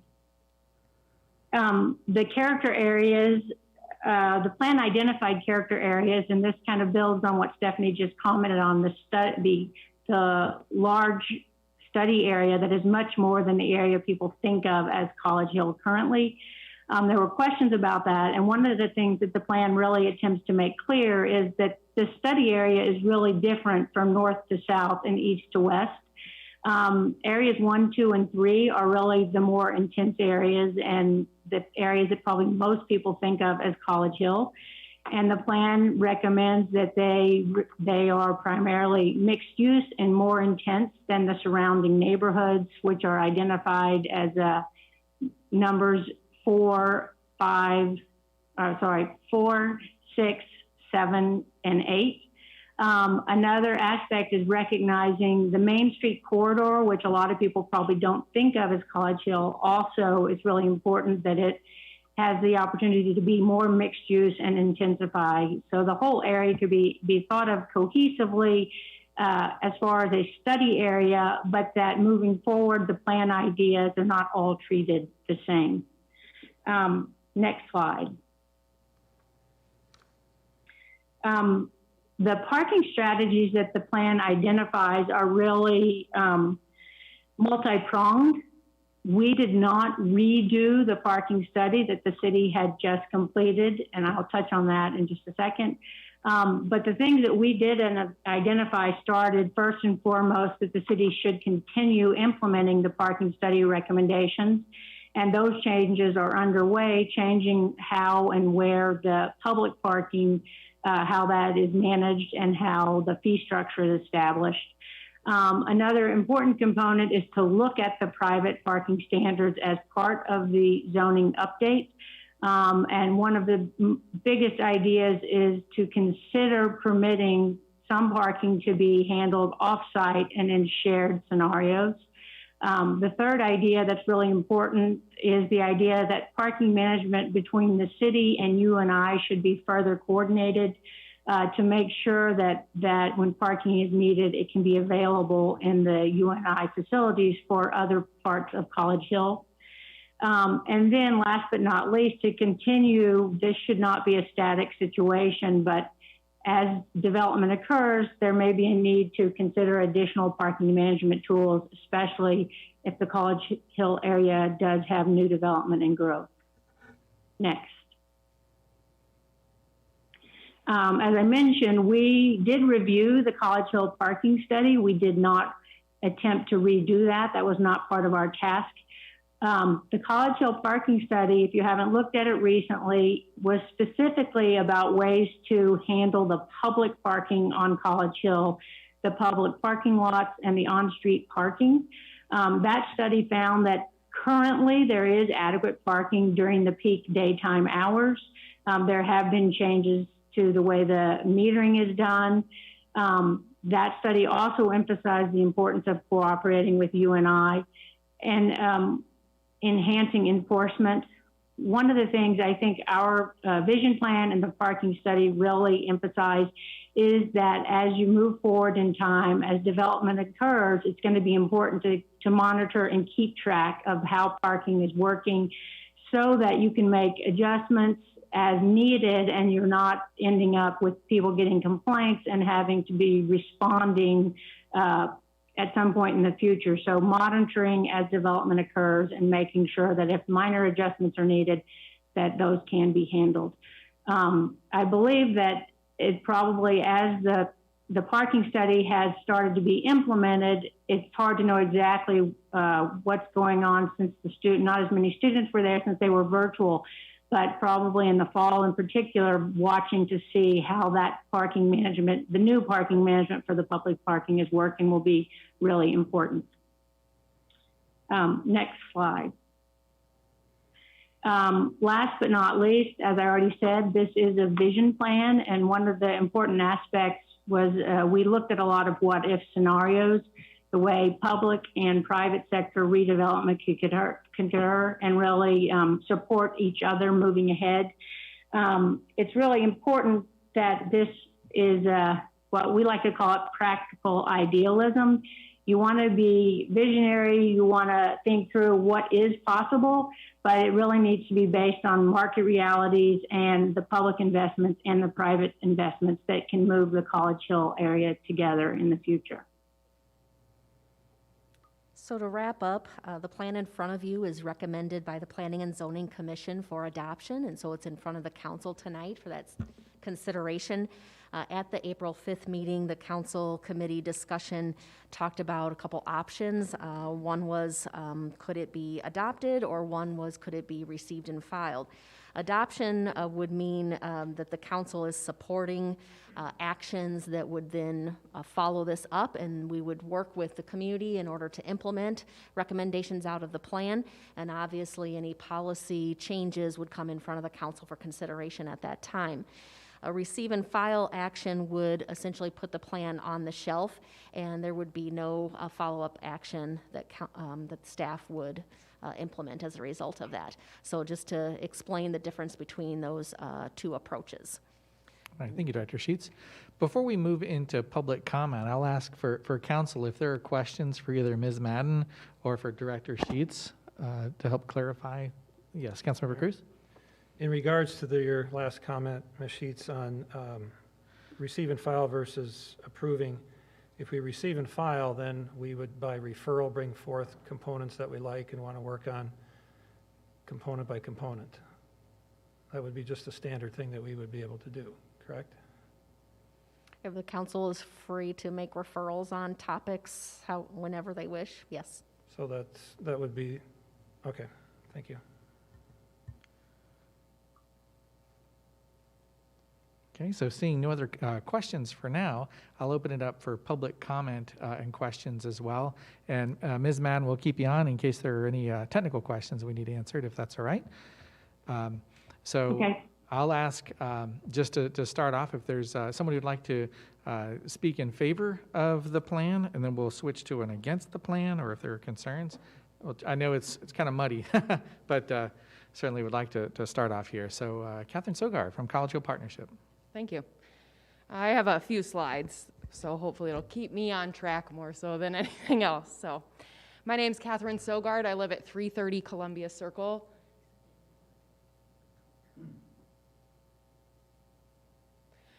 I live at Columbia Circle in Waterloo, and as the mayor said, I'm the executive director of the College Hill Partnership. So we have some slides, and so the first thing I want to talk about is the CHP priorities.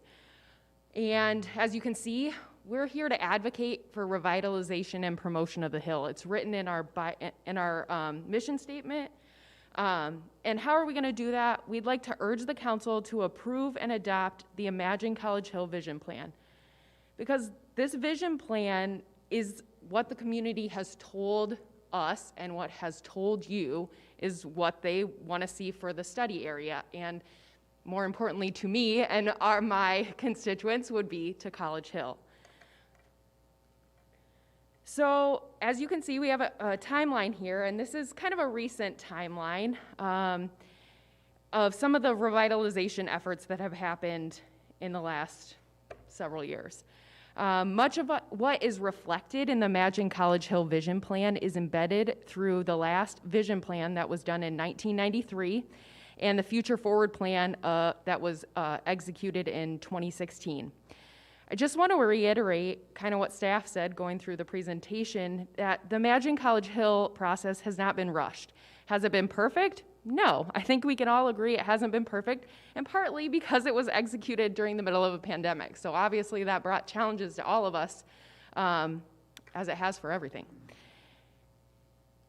So where are we now?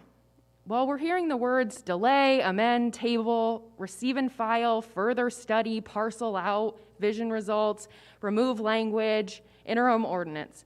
I've heard these words in many instances and now on the vision plan for College Hill. They also have one more thing in common. These are constantly used in regards to matters involving College Hill. I think you all can understand how these continual words, the use of these words frequently with regards to College Hill, make it seem like College Hill's revitalization and promotion is not important. What happens if the Imagine College Hill Vision Plan is not adopted? Well, it sends a message to the public that College Hill is not a priority. And it also alludes to the fact that College Hill will basically stay the same. We'll be in the same place that we were for the last, from my experience, since 2017 being with the partnership for at least that amount of time. So we'd like to ask, what improvements will the city commit to make without public, private partnerships? And what will be the impact if we only address additional beautification and street improvements? What impact will that have on the revitalization and improvement of the entire College Hill district? And most importantly, the College Hill Visioning Plan priorities laid out by Council in January of 2020 will not be achieved, especially the ones I've underlined in this slide. They're actually in purple. If we are only focusing on a tiny aspect, like improvement of city assets, we're neglecting the majority of the study area. Without the approval, we will not move forward in restructuring the zoning code for redevelopment. And it will be a challenge for the city to encourage additional economic development, growth opportunities, and stabilization of the neighborhoods within the study area. We know that there were issues brought to Planning and Zoning and Council regarding the plan, especially the lack of intentional outreach to Cedar Falls, BIPOC community, and concerns regarding parking within the business district on College Hill. While Ms. both Sogard, you're at 4 minutes. I'm going to grant an additional 2 minutes for a total of 6. Thank you. while both issues are very valid, we would like to discuss parking as it seemed to draw the most attention of council. It's important to understand the differences between the two key studies. The public parking study focused on how public parking assets are managed and led to recommendations on how to improve that. The Imagine College Hill Vision Plan focuses to create a long-term holistic vision for the was dictated by the community, leading to zoning code changes to encourage positive changes, revitalization of the study area, which encompasses the hill. Lastly, some points of clarity on the parking concerns. And many of these you heard from city staff. So key notes from the study were, after car counts were taken, the consultants found that there was ample parking assets for commercial use on College Hill. After looking at the parking within the area from a holistic approach, including parking at the university, the consultants determined that several key changes on parking administration to improve parking for visitors. What the study did not address was how to write code for private redevelopment and how to improve parking for the surrounding neighborhood. So that takes us to the big ideas. We're not saying that parking should not be addressed or that the parking requirements should be an afterthought in this process, but clearly the data collected from the last year's visioning process states that the stabilization of neighborhoods, accessibility, and the increased density in the area surrounding the UNI campus is what the community would like to see. This is reflected in the big ideas list of the Imagine College Hill plan. We urge you to vote and adopt the Imagine College Hill Vision Plan because the community has spoken, and this is what they want to see for the future. It moves College Hill closer to achieving the goals of the Future Forward Plan of 2025. It achieves plan priorities council adopted for this visioning project, and it allows a revitalization, economic development, community pride, and the neighborhood stabilization within the College Hill overlay. Thank you all for your time and consideration you have taken for this project, and we believe it is important for the impact of the current and future businesses, visitors, neighbors, and citizens of Cedar Falls. We want to make sure to thank city staff for their efforts in hosting this opportunity to shape the future of College Hill. Again, I urge you to vote to adopt the Imagine College Hill plan in its entirety. Thank you. Thank you, Ms. Sogard. And that was actually 7 minutes for the record, and I'll grant equal time to the other side, so to speak. So would someone wish to speak with concerns or against the proposal at this point?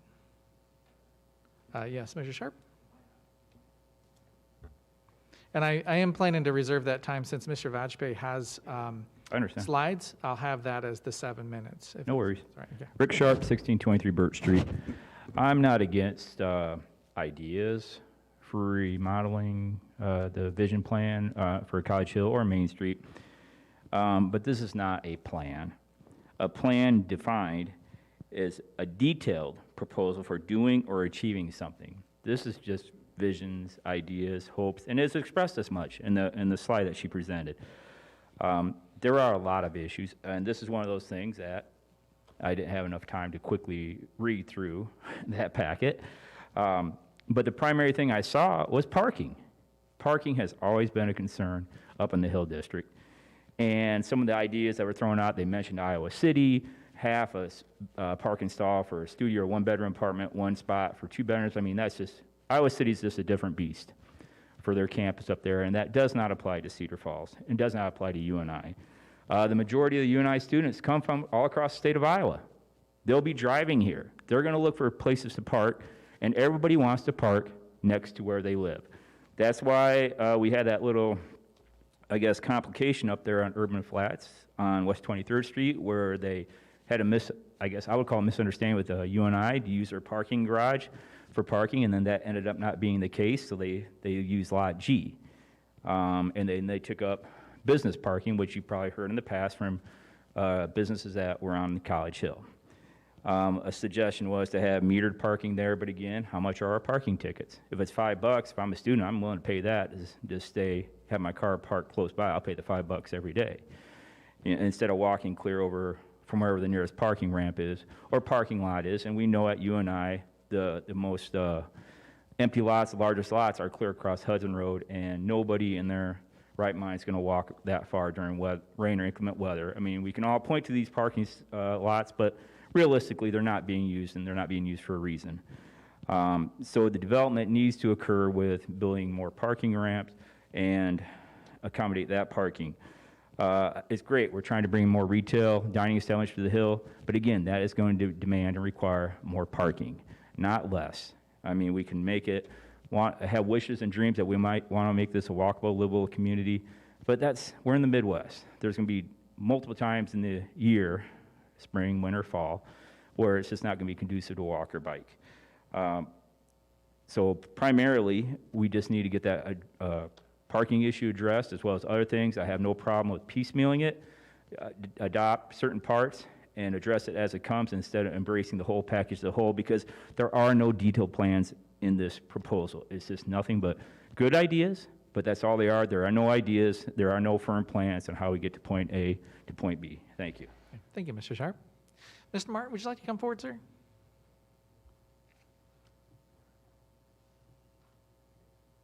Name and address for the record, please. Yeah, thank you very much, Mr. Mayor. I'm Chris Martin. I live at 421 West Searly Boulevard in College Hill. I also work on College Hill at UNI, and I actually rent property on College Hill as well, so I have lots of hats. I want to thank the City Council for setting the priorities and supporting the vision plan process for the College Hill. It was an incredible investment on your behalf for the Hill, and I really appreciate that.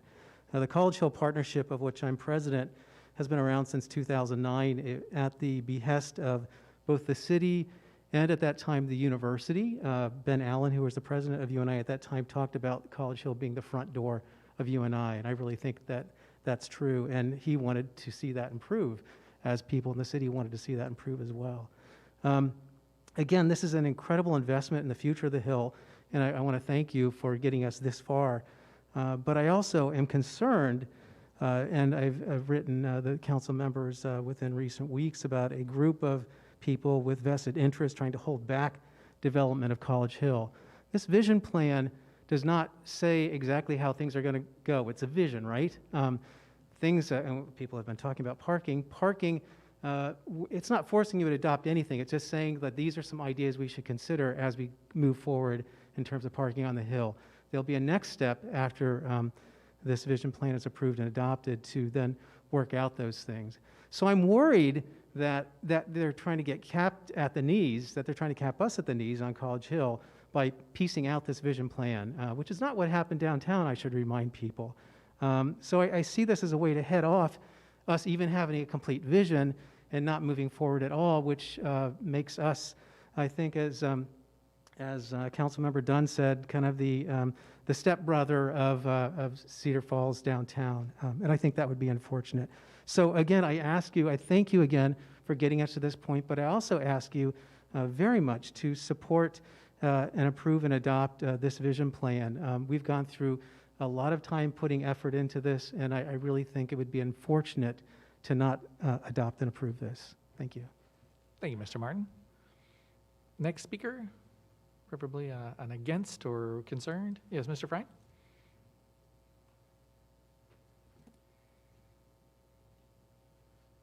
I don't know that I would per se say that I'm against it. I just had some concerns. I mean, obviously the parking has been talked about. My concern was continued talk about partnership with UNI. I just wondered if there's anything concrete that said UNI was even going to be on board with this. I would like to see, if we're going to be able to utilize UNI's overflow parking, if that's just something we're talking about, or it's been addressed, asked, answered, and is UNI going to really do that for free? They're going to let off-campus students and regular citizens coming down to the Hill, are they going to let them park there for free? I don't know if I don't know if I'd see that. The off-site parking was already talked about. Parking enforcement. Does that mean we'd have to add personnel to the city staff if we're going to look at enhancing enforcement, which I would rather parking lots be free anyways, but if we're going to enhance enforcement, we're definitely going to have to add city staff to do that or to handle those issues. Vision plan. I like the plan. I mean, I tell you, I'm 100% on board with it for the most part, with minus some concerns. Is adopting the vision plan going to require adopting any ordinance changes that will result from approving the plan? I kind of look at it like the CIP process. If you approve the CIP and then you approve the budget, it's very difficult to go back when the projects come up and not approve the project. So here we are with the vision plan, and then if we approve that, any ordinance changes that come as a result of that, are we kind of obligated to approve those because it's necessary to make the vision plan that we approved work? So just a couple things. And then I would like to see, I mean, I don't know if there is, but some investment. The city is willing to take this leap, it seems like, which I'm on board with. I just would like to see private business owners along the hill kind of get on board with it too, and kind of have some public-private partnership and see some of that come forward to where we have the private business owners also investing in their storefronts and those sort of things, which obviously they're not obligated to do, but if we're starting to make the area look a lot nicer and more presentable, which it desperately needs, I'd like to see and make sure that that's going to be maintained, especially by the private business owners who own their businesses and stuff around it.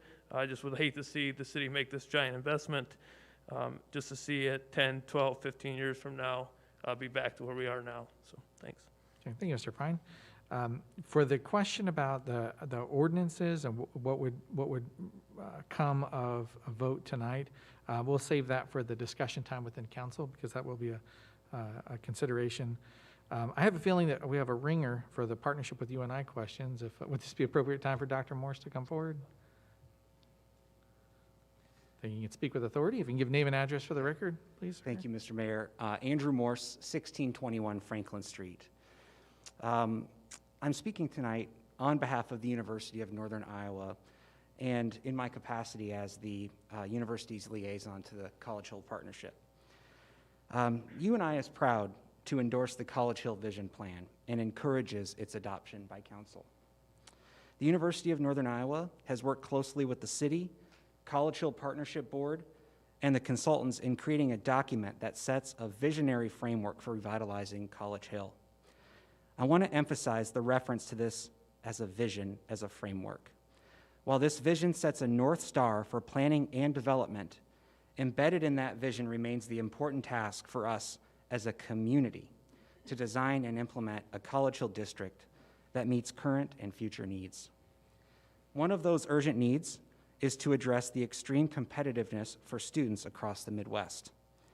As the university constantly innovates the delivery of dynamic educational programs to attract students, what we frequently hear from prospective students and their families is the importance of place between a university and the community. The cornerstone of place is the intentional pedestrian-focused access from the university to businesses, vibrant natural scenery, and attractive outdoor gathering places for people to socialize and attend events and activities. The College Hill Vision Plan centralizes place in its framework and will greatly enhance the university's ability to attract students, support a vibrant business environment, and enhance quality of life for our community. Another need is our shared responsibility to prepare for a rapidly and dynamically changing future. Technology, transformation, transportation, housing. These name only 3 drivers of change and innovation to nearly every facet of the work that the university, businesses, and the city navigate every single day. What we know is that the absence of a strategic framework for planning puts us at a competitive disadvantage with other towns that are strengthening their efforts to address these drivers of change and innovation. Approving and adopting this framework is an important next step in preparing our future. And while we are on the subject of preparing our future, I do want to give attention to the important conversations our community is having regarding systemic challenges that for centuries have created and widened social inequities. Strong communities are not marked by an absence of these issues. These issues are far-reaching and cut across all aspects of society. Strong communities are instead marked by the courage and vulnerability to confront them, owning our part to ensure all have the opportunity to participate in our educational, workforce, healthcare, and the many other systems that are essential to a rich quality of life for all. This lens has been central to our university's planning and action this year, and it will remain central as we continue as partners in building an economically inclusive region. Applying this same lens in implementing this strategic framework will reinforce our shared goals to create a strong and vibrant future for us all. Thank you for the opportunity to speak about the College Hill Vision Plan. Thank you, Dr. Morse. Anyone else from the gallery wish to speak at this time? Otherwise, I'll go to Zoom and then come back to the gallery. Okay. Yes, Mr. Vajpayee, the floor is yours, sir. Name and address for the record, please. Ishan Vajpayee, 3831 Convair Lane, Cedar Falls, Iowa. So, yes, I am here on behalf of the concerned citizens for College Hill. And I'm going to tell you why we're going to ask for receive and file instead of approve and adopt, because you can then pick what are the highest priority parts of the plan for direction to staff, as opposed to getting into that snowball of saying, well, we approved and adopted the plan, and this is the ordinance they say implements the plan, so we must approve and adopt the ordinance. So it's about putting forward the plans and the steps necessary to actually beautify the hill, and I'm going to touch on why none of those require reductions in parking. So we know that zoning requirements for parking were just recently revised about 1.5 years ago, after about 1.5 years of study and debate. And that was a parking study that specifically included parking concerns on College Hill. And the final changes to the parking restrictions, or the changes to College Hill, just came into effect, and there's still some that haven't been done. There's some paving that was suggested to be done behind some of the businesses that's not been done, and some metering. So, and for a building with predominantly one-bedroom apartments, that change that already happened reduced the parking requirements by 70%. And we haven't seen the effects of that. So if you think parking is okay now, then let's keep it okay and adequate. Let's not slice it by another 50% on top of the 50 or 70% that we haven't even seen the effects of.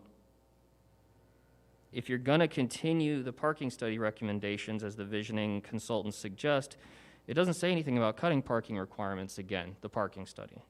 So where's that idea coming from? Like I said, we don't know the impact of the changes yet.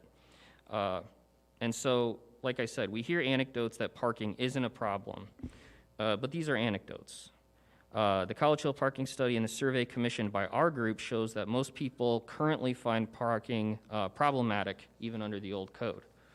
We're told by staff and consultants that not every student has a car. We hear anecdotes that some students don't even have driver's licenses, but we aren't given actual numbers. Our members have surveyed their properties, and out of 957 bedrooms, 98% of those tenants in those bedrooms have cars.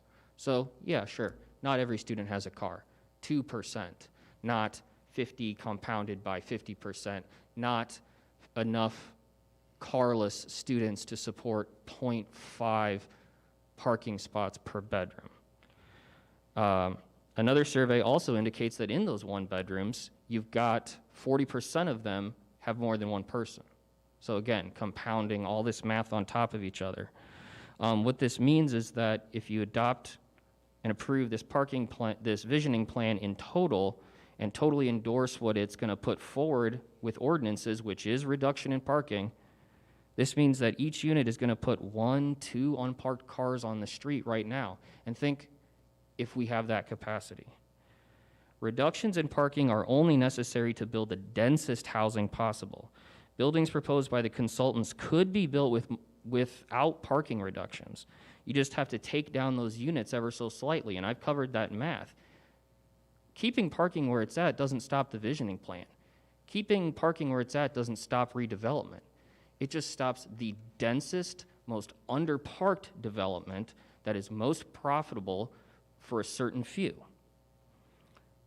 We're told that severe reductions in parking in the College Hill Visioning Plan are required to improve older rundown parties and to revitalize the hill. But that is a fallacy, and I'd like to display my first picture here.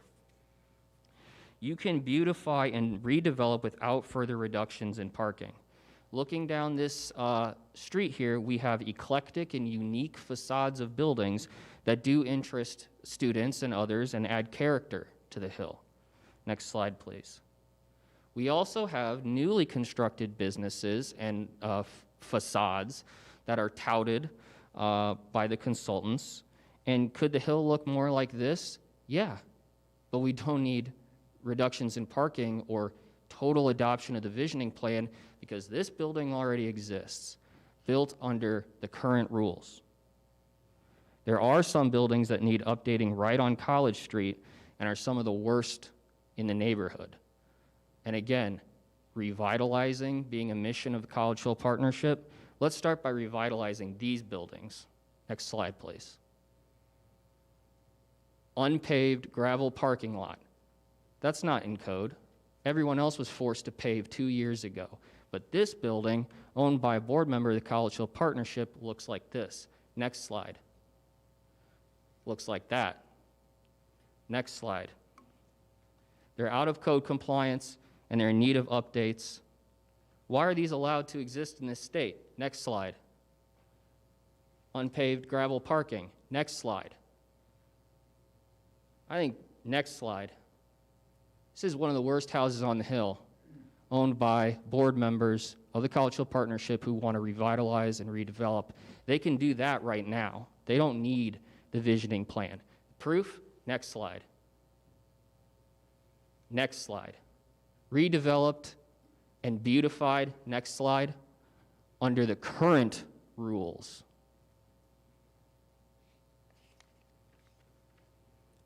These are just a few examples of properties developed under the old rules, under the current rules.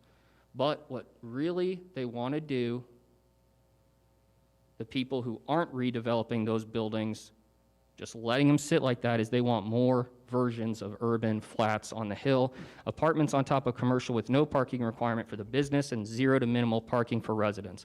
And what will more of this type of building mean for the hill and surrounding areas? To start, it's going to crash the rental market in the surrounding areas. There isn't a supply of units right now. Vacancies are at an all-time high due to UNI enrollment being down, and adding dozens of high-density units with minimal parking will put smaller landlords who predominantly own and rent in the neighborhoods surrounding the hill out of business. Options for students will be reduced to expensive dormitory-style apartment buildings with insufficient parking. So what if a group 30 seconds remaining. What was that? 30 seconds remaining. What if a group of friends wants to live near campus and enjoy a backyard? What if a family wants to go to UNI and live near the hill and can't afford $2,200 for a 4-bedroom and also doesn't want to live with a bunch of freshmen? No offense to freshmen, I used to be one. But still, when the housing options are limited to the urban-style flats buildings that will come and stay and never go away, you're gentrifying the hill. That's exactly what you're doing, with predominant effect on BIPOC populations, Black, Indigenous, people of color populations. So diversity in housing, diversity in people, diversity in economy. If you want to keep the hill white and rich, gentrify with $2,200 rents. So, Thank you, Mr. Vanchman, you're at time. Yep. So receive and file and prioritize the most important things. Don't adopt this wholesale. Thank you, Mr. Vajpayee. Any other speakers from the gallery? Ms. Hopbaker, please come forward. Name and address for the record, please, ma'am. Becky Hawbaker, 2309 Iowa Street. I'm a doctor now, too. Doctor, I should have said that. Thank you. That's okay.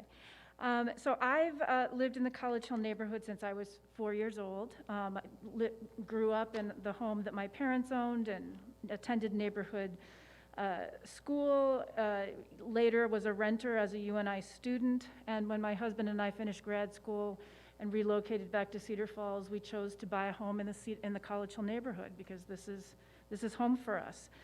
I chose this neighborhood, and I'm a founding member of the College Hill Partnership. I'm not a developer. I don't own those places that Ishan showed you. I own my home. And I'm proud of the diversity in our neighborhood. It is not all white. It is not all rich.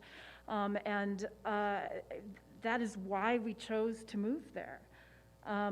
I'm here to, you know, when I heard that the council had approved this visioning process similar to downtown, I was thrilled because I followed the downtown process and I loved what was happening with it. I loved the firm, and I loved that you chose that same firm to continue that vision. Parking was a concern in downtown as well, but we didn't let that blow up the plan and the vision. We vowed to, uphold the vision and work through the details. And that's what I'm asking you to do with this plan as well, to trust the process. That, you know, I and hundreds of other people who actually live and work on the Hill, we showed up and we shared our dreams for what the Hill could be. We did that in good faith, hoping that you would hear us. And when I see that vision plan, I see all of the thoughts that I heard in all of those processes represented. I see them amplified and illuminated by the expertise of those consultants, and I'm excited about the pictures of what could be. Are there things we have to work through? Absolutely.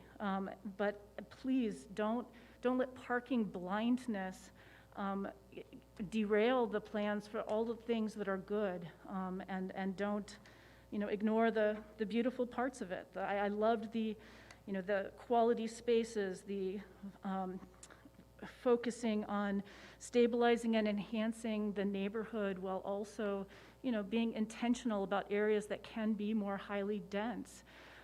I, as a lifetime member or resident of the Hill, I have in the past been an opponent of development because of parking.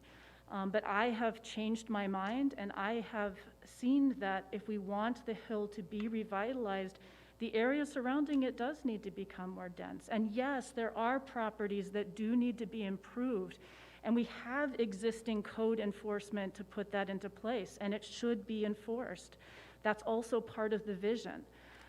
So I beg you to trust the process and to listen to the voices of those who chose to participate in this process all along for years, not just in this vision plan, but everyone who's been involved in the College Hill Partnership and all of its committees since its inception. So thank you. Thank you, Dr. Habiger, and congratulations on your doctorate. Other speakers from the gallery? Yes, Mr. Deibler. Name and address for the record, please, sir. Hello, Dave Deibler, 1616 Campus Street. My wife Barb and I also own a couple of businesses and properties at 2205 College Street and 2209 College Street. I'll keep it short, and thanks for the opportunity to speak. I've had a daily presence on the Hill for probably about 35 years now. Parking is, of course, important, and why would I want a bad parking situation? It would really be bad for me and my family and my businesses. It's not the dire situation that it's being painted as. As long as the University of Northern Iowa is up the street from us, there's going to be parking issues. The customer base for both of my businesses ranges from like 14 to almost 80, like retired professors and happy hour. Nobody talks about parking. I'm not saying it's not important. It's super important. But if parking drives this vision plan above all else, we'll never build another damn building on College Hill. There was so much opportunity for input on this vision plan. And then a group shows up at the last minute. I just don't get it. It makes me feel naive for showing up for endless, not endless, but a fair amount of meetings, surveys, presentations. I feel like I just don't feel good about it as a citizen or as a business owner or property owner. I wholeheartedly support this vision plan, and I really hope that the council will support it. The old code, the old vision does not work for College Hill. Imagine if the growth that's happening on College Hill over the last 5, 10, 15, you pick it, 20 years, was happening downtown. We would be going crazy. But for some reason, they're so different, and they're not so different. We want some parking issues, you know? And again, please support and vote yes for the College Hill Vision Plan. Thank you. Thank you, Mr. Tyler. Anyone else from the gallery wishing to speak? Yeah, then I'll turn it over to Zoom. I think we have a few speakers here. We have David Grant right now. Hi, good evening, Mr. Grant. Name and address for the record, please, sir, and the floor is yours for 5 minutes. All right, thank you. Can you hear me? Yes, sir. Great. Okay, good. Yeah, I'm David Grant. I live at 2010 Clay Street, so it's within the overlay, and College Hill is sort of my neighborhood. And I urge you to vote for the package. It needs to be holistically planned and implemented. These kinds of community and neighborhood things don't happen just by accident. They need a coordinated approach. They need some sort of vision, some sort of structure, which has been provided by the very people who inhabit the College Hill and who live here, who work here. We don't want some sort of, postmodern pastiche where some things happen and some things don't. I would also say that, I think we have this parking issue sort of backwards.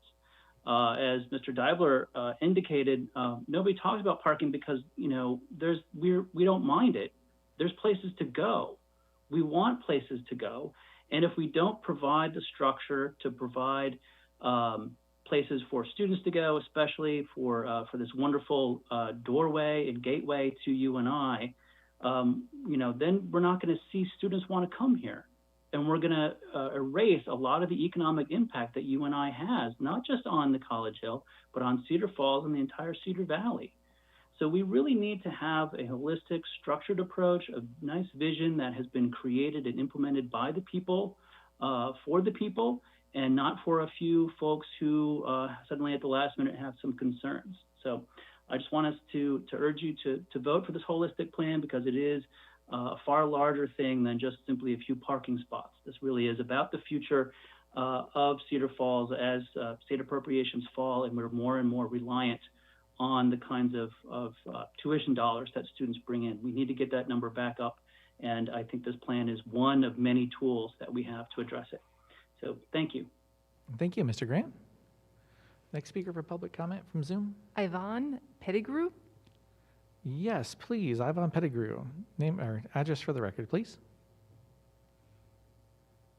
My name is Yvonne Nava Pettigrew, and I live on 1115 West 12th Street on the other side of the Envision plant. But I've been a long time Cedar Falls resident. I lived on the hill. And it is important to start paying attention to the College Hill. The economy of our city depends on the new input or the new arrival of college students. We see in our town just it decreases the population of the town when the students leave, and it is a major input for our economy. And having a College Hill that is vibrant, that has new buildings, that it has new businesses, and along with the old businesses that exist on the hill, having only 4 new structures built in the last 20 years on the College Hill, it is shameful. There needs to be new development. I lived on many rental places on the hill, and some of them, the pictures that were shown from the person that is representing the landlords, it showed some of the houses that have been remodeled. It didn't show the houses that have looked exactly the same from the 90s when I went to school. Going to new development and mixed use is a very important aspect for the development, economic development of the city. Thank you for giving me the time, and I hope you vote yes. Yeah, thank you very much. Next speaker for public comment. There are no other attendees. Okay, so seeing none, bring it back to the gallery. Anybody who hasn't spoken yet would like to do so? Okay, seeing none, then back to the council. So open it up for council discussion and comments. Yes, Councilmember Dunn. Mr. Mayor. Okay, so but the first place I ever fell in love with in Cedar Falls was North Cedar. The second place I ever fell in love with in Cedar Falls was College Hill. And College Hill is what made me come to UNI. It is what made me stay in Cedar Falls. It's near and dear to my heart. Can you imagine Cedar Falls without UNI? If we do not support this vision and adopt it, it is you are not supporting the university in any way. You are not supporting the people who have participated in this. You are not supporting the business owners on College Hill. The second thing is, and I know somebody's going to come back and tell me, oh, it's this time or it's this time. No, I'm up at College Hill a lot. It's my favorite place to be. I go, Wednesdays I get off early. I'm there well within the day of people being at UNI. I'm there early Saturday morning going up to get my coffee. I was there Friday night with public safety riding around. I don't see a parking problem. The parking problem I do see is there's plenty of parking spaces. If we don't help support this business district and the University of Northern Iowa, you are not, it is a slap in the face to this area. And I'm sorry, I love downtown dearly. Downtown looks totally different than when I moved to Cedar Falls 25 years ago. And I'm proud of that. It's great. But the area that you spend time in when you come here is, I mean, for at least a lot of kids, is College Hill. And it deserves, the vision has been worked on by people over the last, year and a half. The people have participated. They have worked hard on this. They deserve to have the vision adopted. I'm sorry, I'm very passionate. I can't believe we're even having the discussion. I understand the concern to an extent, but is it really just going to sit on a shelf and we're going to pick pieces apart? No. It's a vision. We aren't saying, the parking thing, like we act like we're changing parking code today. We're not changing parking code today. We're putting a vision and putting investment into this important part of our city, and they deserve it. Thank you. Other comments from council? Councilmember DeBoer? Well, everybody keeps talking about the College Hill, but I'd like to remind everybody that this plan incorporates a multi-block area many, many blocks away from College Hill. So it's not just the hill, but it's a large area that incorporates housing needs, zoning different changes, a lot of different programs. I'm not sure what the correct word is for all the different codes or ordinances that would have to be changed, but it's not just the hill. This vision is a I've said many times it's too big of an area because they go all the way up to, 12th Street, all the way over to Main Street, all the way over to Hudson Road, and all the way south to the Lutheran Church. That's a very large area. Thank you. Other comments from council?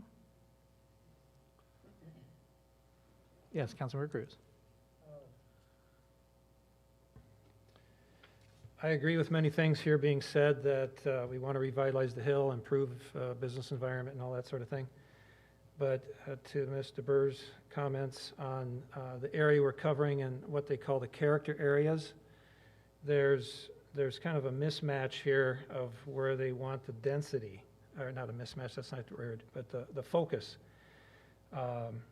They continue to say they want the focus of the density around the College Hill, which we look in our packets and we see people saying you got bars and restaurants and smoke shops and that sort of thing. But the reason the students are in town is to attend the university and get a higher education. So students will attend the campus 5 days a week and maybe more, with different studies, the library and so on. So the core of the student life is the center of campus, and the plan here, the character areas are not reflecting what has developed over the last 145 years of the presence of the campus in town. And the area number 4 in the slide, Searly Park and Clay Street Park neighborhoods, there's multiple areas in there that are uniquely different, and the study is based on these character areas. And because of that, I think some of this is very flawed. And yeah, visioning is great, but I can't support it as rolling forward with this, with these character areas like they are. It's, you know, the analytics in me tells me that students have evolved in density in other areas here that are outside of this university neighborhood that they labeled, which is right by the College Hill. The idea of receiving and filing and then taking components of this and having discussions with committee meetings, such as the character areas or the Searly Boulevard area and beautifying that. That would be the appropriate way, and that's how we'd proceed anyway. We're not going to do this whole thing in a massive one-step process anyway. So, and then it was mentioned too about the parking study that we had hasn't been fully implemented. We don't know what the proper parking should be going forward, but that's my comments. Other comments, questions from council? Yes, Councilmember Miller. I think we as a council set out, we defined the objectives going back. I mean, this is something that I'm very proud of our council doing, setting the objectives, stepping back and letting the process work. And I understand the other side of, you know, the city hires consultants over and over and over, but I guess for everyone up here, what better way to get public input? We don't have any other options to get public input in as effective way as we get that with visioning projects like this. And I think it's a slap in the face to everybody that participated along the way, to not give them the benefit of the doubt for, I mean, we sign up to sit in the meetings for folks to put 4 hours, 8 hours into a process like this over a year and a half. I think it's a slap in the face. And I get there's going to be differing opinions about what this vision looks like as it comes forward. We're going to have another opportunity to vote on that. It's a visioning document, and I'd hate to see it picked apart. And that's going to happen to a certain degree anyway, and I expect that. But the receive and file of this, I don't think it does any good. I mean, let's in the future not vote to hire the consultant if we're going to get to this point after a year and a half and vote to shoot something down. I don't think it says anything good about the process long term or our jobs of making sure the public's involved. Thank you, Councilmember Miller. Councilmember Harding. The semantics of adoption have often hung me up on many a thing. But I've thought a lot about it, and ultimately support for UNI is vital, and support for the College Hill area is vital. And one thing that I've learned since being on council is that oftentimes fear and money convolute possibilities and ideas. And we need a plan. We need something to go forward. I sincerely hope we have the conversations, and I think the conversations we've had over the past 2 meetings, or this meeting and the work session, staff knows where we stand. Staff realizes what's controversial. So I just hope we have those conversations going forward. But I just don't want to let fear and money convolute possibilities and ideas. And I think 99% of the stuff in the vision plan, I think it's awesome. So we really have to push it forward, I believe. Thank you, Councilmember Harding. Councilmember Dara. My turn, I guess. I appreciate hearing what Mark and Simon are saying at this point. I want to remind everybody that this is a vision document. It's not the final plan. After our last discussion about this, I sent a quote to my fellow council people from I'm not even sure who it was, but a League of Cities sent it out. And it talks about how cities aren't defined by their square miles. They're defined about how high their goals and expectations are. And this is simply a vision. It's a complicated vision, and it's got a lot of parts to it. But if we as a city don't continue to have a vision for what every part of our community needs to look like, then we're lost. Look at downtown. Before even this last visioning, the remake of the parkade was a result of a vision that council had. And it got a lot of feedback. I'm sure there were meetings like this where people thought, oh, we're going to die because they're going to put a serpentine street downtown. We now have a downtown that's the envy of the state. The industrial park is another example of a council being bold enough to understand the importance of having a vision. Where do we want our city to go? Now, inside this vision, there's all kinds of stuff that's got to happen, and I shudder to think what our discussions are going to be like when we get to talk about detail. Right now, we're just talking about what do we want? What's our hope, you know? And now when we start talking about setbacks and this kind of stuff, it's not going to be pretty, I guess, if we can't come together and support a vision that the majority of this council said do. You know, we ask all of you to go to these meetings, give your input, so we can have a vision, and we want to say no to that? That makes no sense to me. So if we're ever going to do that process again, I hope we support this vision. And I realize there's going to be a lot of gnashing of teeth. It's not going to be easy, but the Hill has survived some awfully hard times without a vision. Imagine what they can do if we support the vision and are willing to compromise with others, share the vision. This is how our city has been successful in the past, and to say no to a vision doesn't make sense. I can see saying no to a particular project or something, but right now this is giving us ideas to shoot for. So hopefully this would be a unanimous support. Thank you, Councilmember Dare. Councilmember Sires. Mr. Mayor. I've heard a lot about history tonight. My family goes way back to the 1920s with College Hill. My mom grew up on Walnut Street. She talks about the trolley. My dad, during World War II, took that to John Deere. It's not so much about what we see for College Hill. We all see something a little bit different. I love the heritage of College Hill. I love all the things that it had way back in the 30s and 40s. I'm not saying we need a trolley back or anything like that, but we need to proceed a little bit slowly. To adopt a plan from somebody from out of town, to me, is just absurd.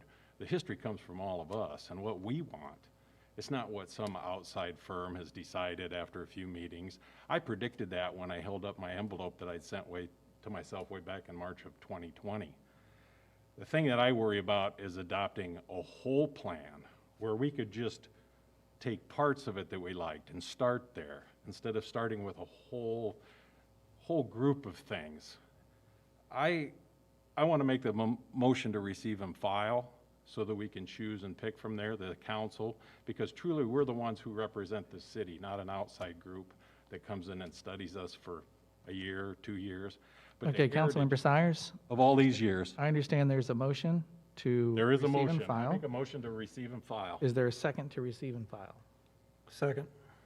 The second to receive and file. Council discussion of that item to receive and file.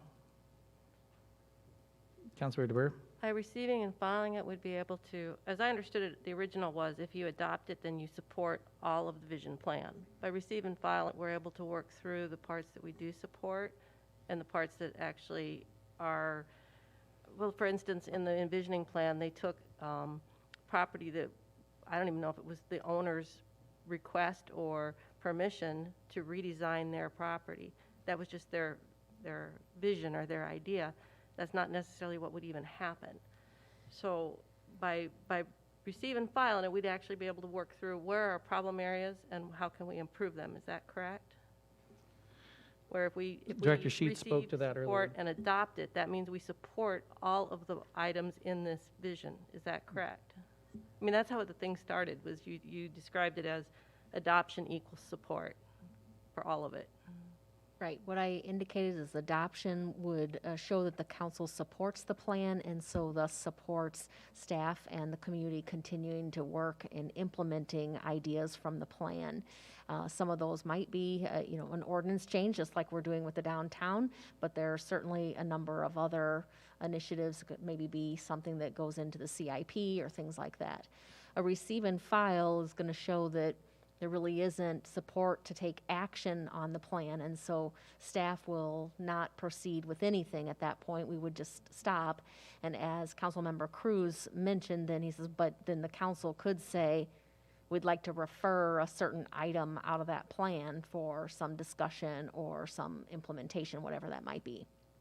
So adoption would mean that we are looking at, or the staff would take that to mean that we would want to go forward with perhaps 5-story buildings with limited or no parking. I'll step in on that one. As I understand it, approval of the aspirational plan does not lock us into specific ordinances. Those are considered later. But it means that adoption means we support the idea of it. Of the possibility The of possibility. it, not the, I have no fear of voting no later. I will vote how I feel best represents the people of But- my ward. Yeah, I didn't want to give the staff the idea and then have them go through a lot of work and write up ordinances and changes if that's not what you really want. Okay. But we, That's a waste okay. of staff time. To give that back to Director Sheets, do you have any final comments on that? Well, if I may, maybe just kind of go through how adoption of an ordinance would work, maybe use the downtown ordinance as an example. Right, in the downtown vision plan, in the various character areas, we gave specific information, or the consultant did in the vision plan, about a range of heights and other information about the building form that might be something that works into a code. And so the College Hill vision plan does the same thing. And I reviewed these character area descriptions earlier today and did not see a 5-story recommendation in any of the character areas. Now, there was an indication during some of the public input that that might be of interest, 5 stories or higher, but the plan ended up recommending capping at around 4 stories, saying that the economics just aren't there, and that would mean that maybe one site does all the development instead of spreading it out in some of these areas where we identify some higher density with 3-4 story buildings. But anyway, to get back to the process of adopting a code, the downtown, again, is a really good example of how it moved through the process. So first, the consultant drafts something, and staff then works through that with a fine-tooth comb with the consultant based on what we've heard from the council, from the community during adoption, what we think will work and the experience we've had with the community, what would be the best thing to bring forward. And then the Planning and Zoning Commission, as you witnessed with the downtown, had a presentation and then several work sessions and discussed different elements of it.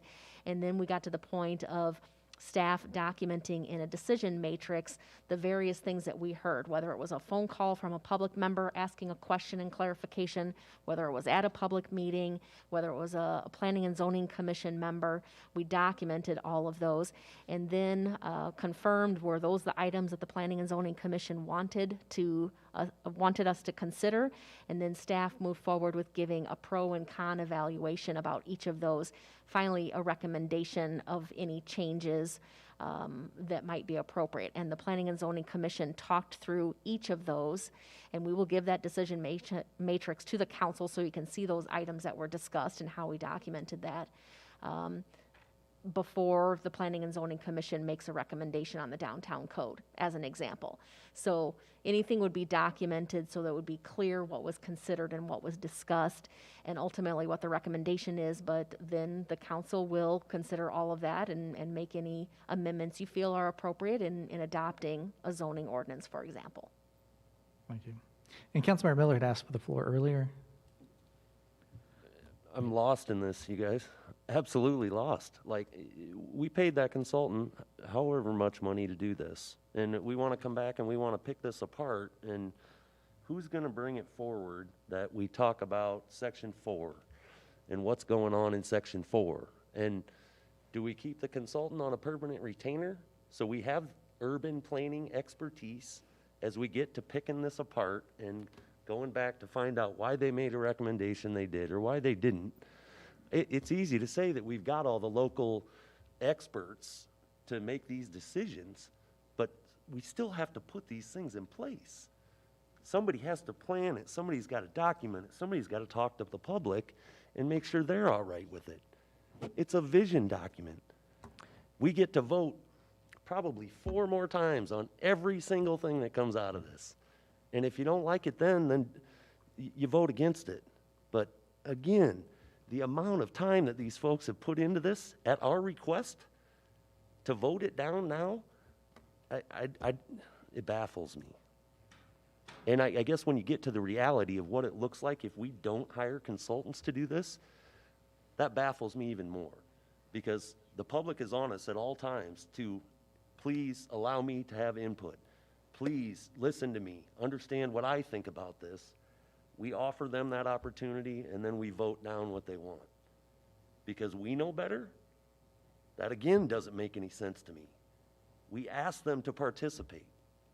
Let's at least do them a little bit of justice and putting the plan in motion in some sort so we can do something with it. Councilor Harding. Yeah, it's a vision.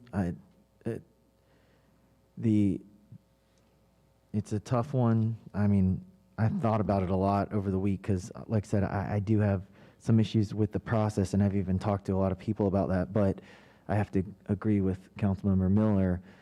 This adopting the vision doesn't beholden you to any specific thing in the future. It doesn't beholden you to a vote. Hopefully, what it leads to is the conversation of what's possible within the vision. And they put in tons of time.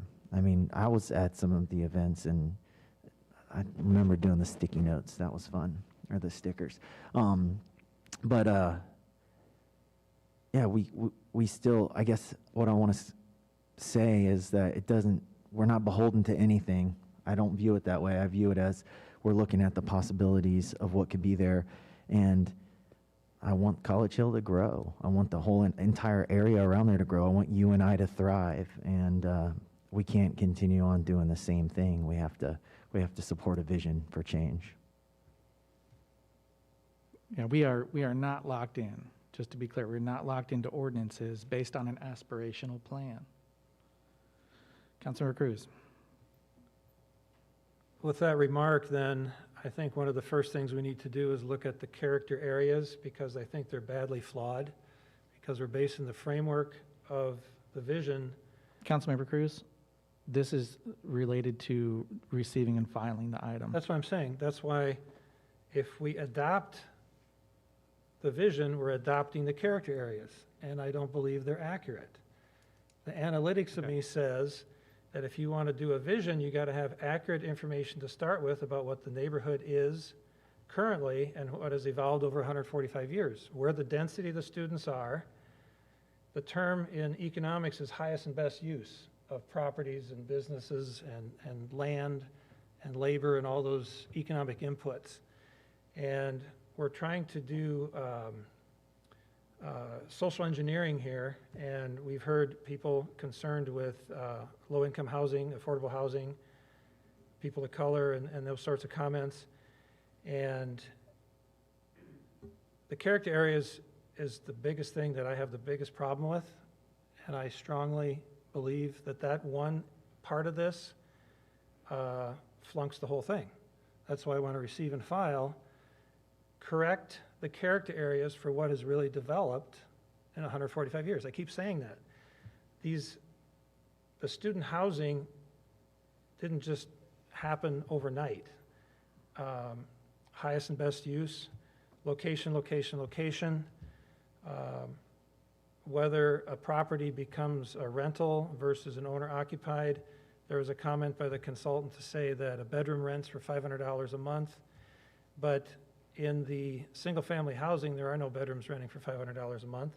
The study shows $375 to $400, a $1,600 monthly rent from a 4-bedroom, that's right in line with the amount a homeowner would pay for a nice property. As a financial planner, I see that with my clients all the time. So I love the visioning. I love beautifying, improving, building what fits, discuss the parking, but my biggest concern is the character areas, and that's social engineering, gerrymandering, what have you. So that's my hang up right there. That makes it receive and file. And then we can discuss that as the first component, and we'll do through the same thing otherwise that we would with the adopt. So it's going to be the same. Thank you. Councilmember Dara? I'm encouraged to hear that you love visioning. And I don't know why we can't accept the vision now and then continue being part of the discussion about where do we start with this vision.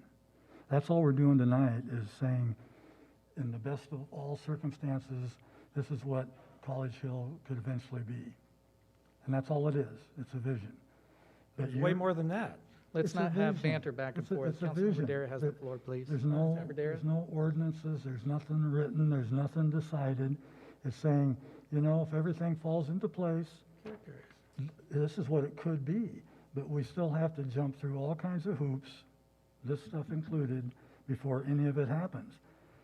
But I'm trying to get you to understand what a vision is. I know what a vision is. It's just that. It's what, if everything fell into place, this is what it could be. But we know it's not going to, but it gives us something to work towards. It gives these folks some hope that we really actually care about what they want. So, you know, I know you'll vote how you want, and that's fine, but you're also just viewing it the same way I am, but I'm supporting a vision for the future, and you're supporting something you'd like to see, but you don't want to support the vision itself. And it's semantics to me. Call the Councilmember Cruz? question. Yes, Councilmember DeBerre. Call the question.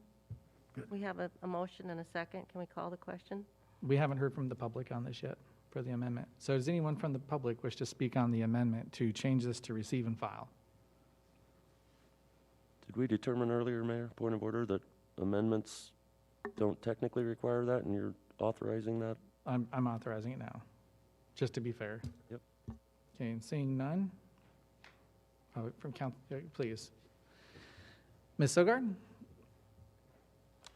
I'm looking at staff because I think the character areas were determined by the public, by the feedback of the public. Am I correct to say that? No. Well, that is my understanding, is those character areas were determined. I think another thing that should be pointed out, my parents live at 1407 Catherine Street, so it's real close to the border. That is within the lab school, the old lab school district. So when we talked about in the beginning of this process, staff kind of talked with me and some of the members of the public, some of the members of partnership on how do we look at this area holistically. And, you know, my inclination was follow the College Hill overlay. That's how we should do it. But it was pointed out to me that, you know, as really the impact of the lab school closing, and full disclosure, I'm a lab school grad, but as the lab school closed, that really changed the demographics further out from College Hill because of the demand that kind of went away with that added perk of your kids can attend the lab school if they live in the lab school district. So I think that's something to be pointed out, is that larger overlay to 12th Street is kind of to encompass that larger area that has changed since the lab school has closed. So. Thank you, Ms. Sogard. Anyone else from the gallery wish to speak? Mr. Vajpayee, 5 minutes. You know, I think things get heated, and sometimes I say things I wish I didn't say, and hopefully some of you think the same too, because it's a slap in the face to call dissent a slap in the face, okay? You don't disrespect or not support you and I because you're dissenting. And to say that because we hired a consultant to come up with a result means that we have to accept what the consultant said, otherwise it's money wasted? No. That kind of anticipates a preordained result, which I think a council person on this board has talked about before. So unless, yeah, I mean, I guess never hire a consultant again if you're ever going to disagree with what they come up with.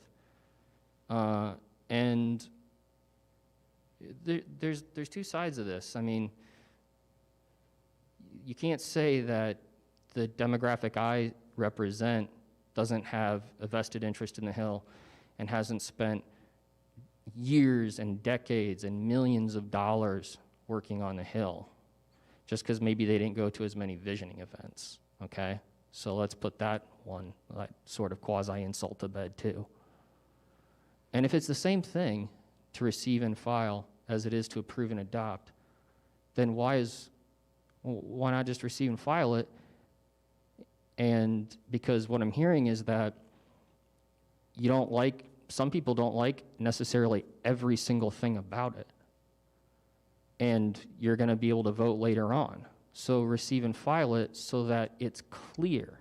Because what is happening now with the idea that because we hired a consultant who came up with this plan means we have to receive and adopt it, approve and adopt it, is exactly the type of snowballing that goes on in this chamber, in that chamber, and it just ping-pongs. So that's what we're trying to interrupt. We're not trying to stop visioning. We're trying to interrupt the process of rubber stamping and letting the process take over and supplant your judgment and think that because you hired a consultant means you have to approve the plan they came up with, which, just watch, planning and zoning is going to come back and say, you guys approved and adopted this, we need to approve and adopt the ordinances that staff comes up with because you approved and adopted it. And they're going to say, how are we supposed to supplant your judgment because you won't supplant their judgment, the consultant's judgment. This is exactly what we're trying to interrupt, not stop visioning, stopping the rubber stamping of a plan that didn't come from any of you. So that's all we're trying to do, is inject a little bit more thought into it. Thank you. Mr. Vashpay? Yes, Mr. Diber? Let's be clear. Receive and file kills this. You know, we're not going to pick up the pieces. We'd have to start over, okay? And any mention of that is being dishonest, in my opinion. It kills it. This thing comes into focus, too, if you don't look at it as parking, you look at it about competition for established landlords. That's what this is about. It's about money. It's not about parking. Thank you. Thank you, Mr. Tabler. We're in public comment. Yes, sir. Name and address for the record, please. Kyle Demelo, 2113 Vero Way. Just a couple of points and just a couple of questions. I mean, I have a couple of businesses on College Hill, and I have a business down on Main Street. I know that we've had some great visioning throughout many, many years on both downtown and on College Hill. But I also know when we talk about the vision plans in general, they do come from the city to some degree, asking for us to envision something better for the future. So I don't want to sit here and act like the city or people here, you know, we just left this to consultants 100% and said, come up with whatever, we'll adopt it. I mean, we kind of gave some structure, and we kind of gave some goals, and from those goals and from those aspirations, where this plan came from. Those are just a couple comments. When we talk about receive and file and questions, you know, we could end up picking this apart and doing something maybe closer to Main Street and part of this, and then leaving out 90% of it and never going to it, which is a concern of mine too. If what parts or what priority, if we start parceling apart, where does that come into, and how long does it take, and what questions, you know, come up for them? A couple questions that I just have, and I apologize if I don't address these correctly, but I don't know who these concerned citizens of Cedar Falls are, or if they've been to any of these meetings, or have had opposition before this. I don't know if anyone on the city council has any property within this overlay district, and they have different points of order or different, you know, goals with this, or they've been to any of these visioning plans and have talked about those at that time rather than bringing up, if they do have property, they're bringing it up right now. So those are a couple of concerns and just a couple of questions. I hope that this visioning plan goes through. I've been working on College Hill since 2006, and like one of the councilmen said, there's been some ups and downs on College Hill, there's no question, and I think we've overcame a lot of them. But this is a doorway to UNI. I made that decision when I came here to go to UNI. And I know a lot of people that, that work for me are college students. Some of them do pick the places where they do work, considering the location, saying, I don't have to drive, or I don't have a car and I can walk here. I do know that some of the people that don't live around College Hill, they go work somewhere else because of that fact, like, I have to go there. We talk about some of the other things that impacts when it talks about the community. You know, I own a restaurant downtown, and when the parents come, they come down there. The college kids say, I want to go out to eat. Well, I want to go down here to Main Street, which is good for all of Cedar Falls. And if we don't have those kids going to UNI, if they're not here, we're not bringing these parents in, we're not bringing ancillary income and tourism into this market. And that is what we're seeing in a lot of other towns in many, many different ways. As far as tourism goes, we need that. And, you know, without UNI, this town changes dramatically. And the income, the tax, I mean, we can't even look at Cedar Falls the same way. I mean, we're Waverly without UNI. And we won't even have some of these issues to even talk about because we won't have the population. So I hope you pass this. Thank you. Thank you, Mr. Dunlow. Anyone from Zoom? We do. David Grant. Yes, Mr. Grant. We already have your name and address, so go ahead. 5 minutes, sir. All right, thank you. Thanks again. And I just want to point out that you know, I sometimes can't believe what I'm hearing when it's been told numerous times how this visioning plan is a framework, and then it was developed by the people of College Hill for the people of College Hill, and then we've got people saying like this is from some out-of-town company. I mean, that's just absurd, right? It's just kind of ludicrous, and I don't really know what kind of motivates that kind of animus. Now, there may be some things that are differences in maybe political philosophy about the process and about how it goes, but I know that I was there. I had many students of my own who were encouraged to go and showed up and did some of the work on this. I know lots of my neighbors, my friends, colleagues, people I didn't even know were part of the College Hill. They participated. And if some people now feel like they didn't get their way or that they weren't allowed to participate, then maybe the time is something else. There's another time to really address those kinds of concerns, right? The process was there. It was open. They had a chance. If they don't like it, then next time maybe you can go and change the way the process works. But this is the way the process is, and we shouldn't just, because we have a difference of political philosophy, we should make College Hill the sacrificial lamb. We need to adopt this, see the framework, and then as we work through, we will continue to have discussions and debates over what's best. So this is totally a grassroots effort, I think, that was helped and framed by the outside consultants, and I appreciate their work, and I hope we don't disrespect them, nor the people who actually did show up for this. Thank you. Thank you, Mr. Grant. Any finals from Zoom? No more. Okay. So, Mr. Sharp, you've not spoken on this amendment yet, correct? Okay. Rick Sharp, 1623 Burt Street. I guess I agree. The vision is good, but obviously this is a touchy issue. There are a lot of concerns brought by the council as well as the public, and I see there's nothing wrong with receiving and filing. It doesn't kill the project like some had said, because I have faith in the council that you will receive and file it and you'll address those issues. I have also heard supporters say this is a College Hill issue, College Hill, but like council members have mentioned, this covers more than the College Hill area.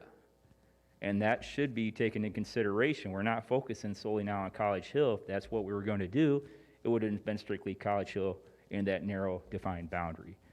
And I would encourage you to, again, just receive and file it, work out the kinks, be back in 2 weeks to talk about it. Nothing wrong with doing that, you know. I mean, I don't think it's going to die just because you received and filed it and bring it back up for life. And you can still continue to work on improving what needs to be improved. Thank you. Thank you, Mr. Sharp. So, any finals? Mr. Frine?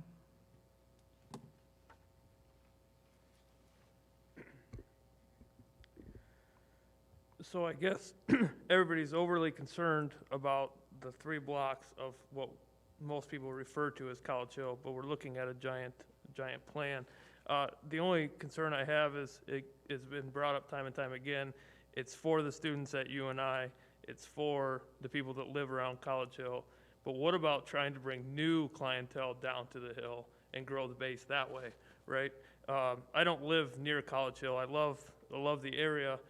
However, the vision plan has to include people like myself to draw us there and maybe away from Viking Road or away from Main Street. You know, what's going to get someone to go out of their way to go to College Hill versus the other places in town? So I think the vision includes a lot of that, but that just gets failed to mention. Again, it gets brought up, it's a planning document, it's a planning document. I go right back to the CIP with it. The CIP is always referred to as a planning document, a planning document, a planning document. Well, the budget included, so we approved the CIP. The budget then included everything in the CIP. So here we go again. You see it's starting to snowball. Then we approved the budget. So the next step is each individual plan that was already budgeted for, you approve the budget. Now each individual plan, you're going to have a heck of a time going back and saying, I approved the CIP, I approved the budget, but this one plan that we already budgeted for, now all of a sudden I'm not going to approve it. I approved it in the budget, but now we're not going to pay for it. We're not going to go forward with that plan. So that's the concern I have is in adopting this beautiful vision and then saying, well, you know, that vision is going to require these changes. If you approve the vision, you're going to have to approve the changes, because just like CIP, budget, to the individual items in the budget. It's just the snowball effect that everybody talks about. But again, great plan, but here we are again. We're going to have to, I can't say it enough, CIP, budget to individual items. Here we are with the vision plan, which is like the CIP, and everything is going to come with it. So I just ask you to be careful with how you vote for it. So thanks. Thank you, Mr. Frine. One last comment, and then we will need to move on.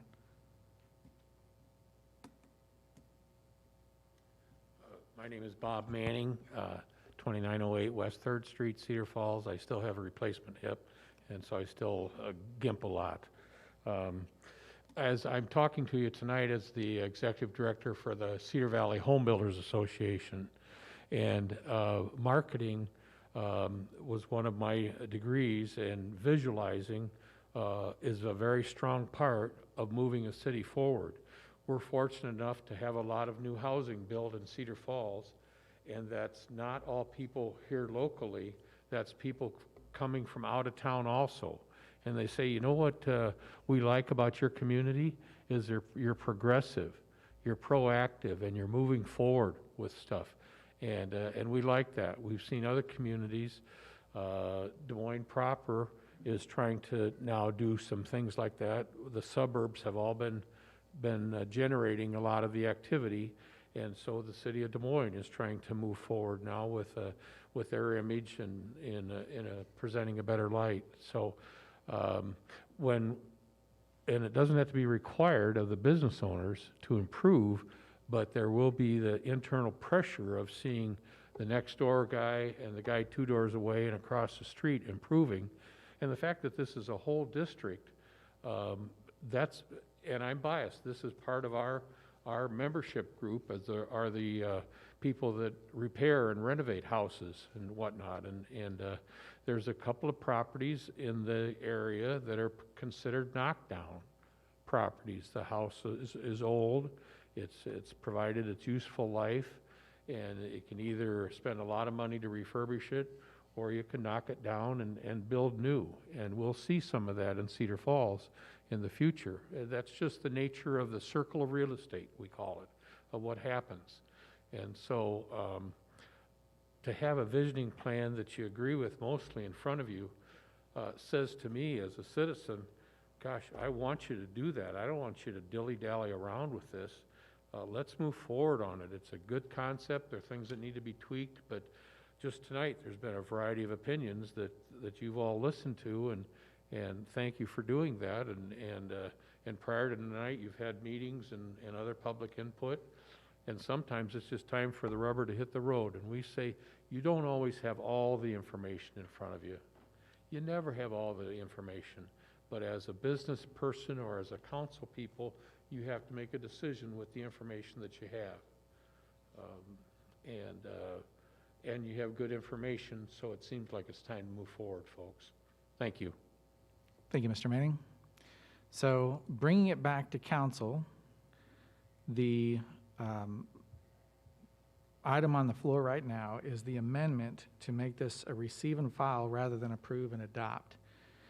And I don't often comment or give opinions on these items because I trust in the council majority. It's how a representative democracy works. But I have to say that if this were put as a receive and file, it would turn this into a passive plan, a reactive plan that is going to require continual council attention to bring forward, and will put College Hill on a lower bar than downtown in the eyes of the public and of the staff. And I can't more strongly urge you to vote against this amendment.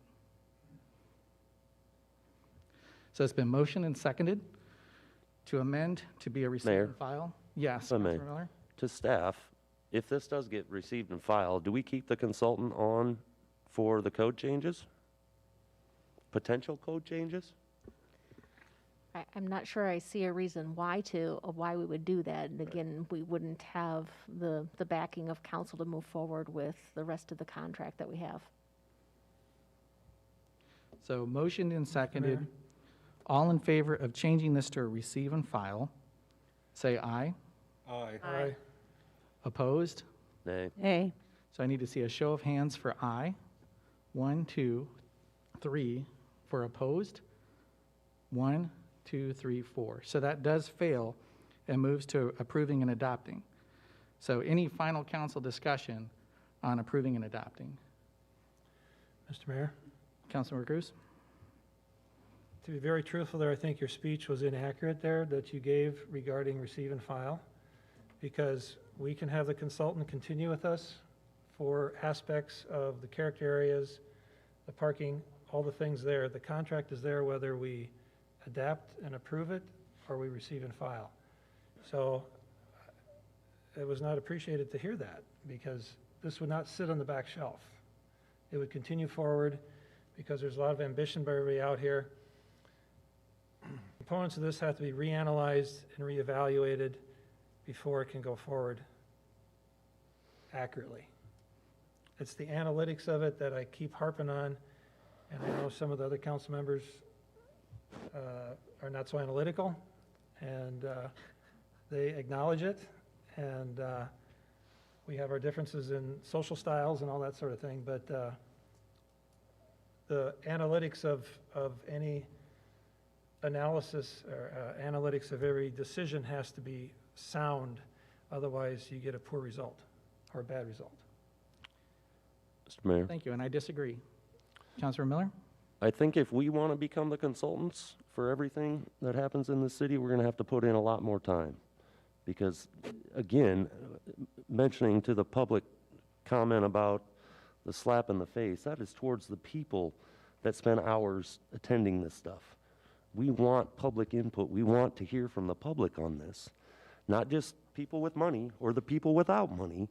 We want to hear from everybody that's got a vested interest in this.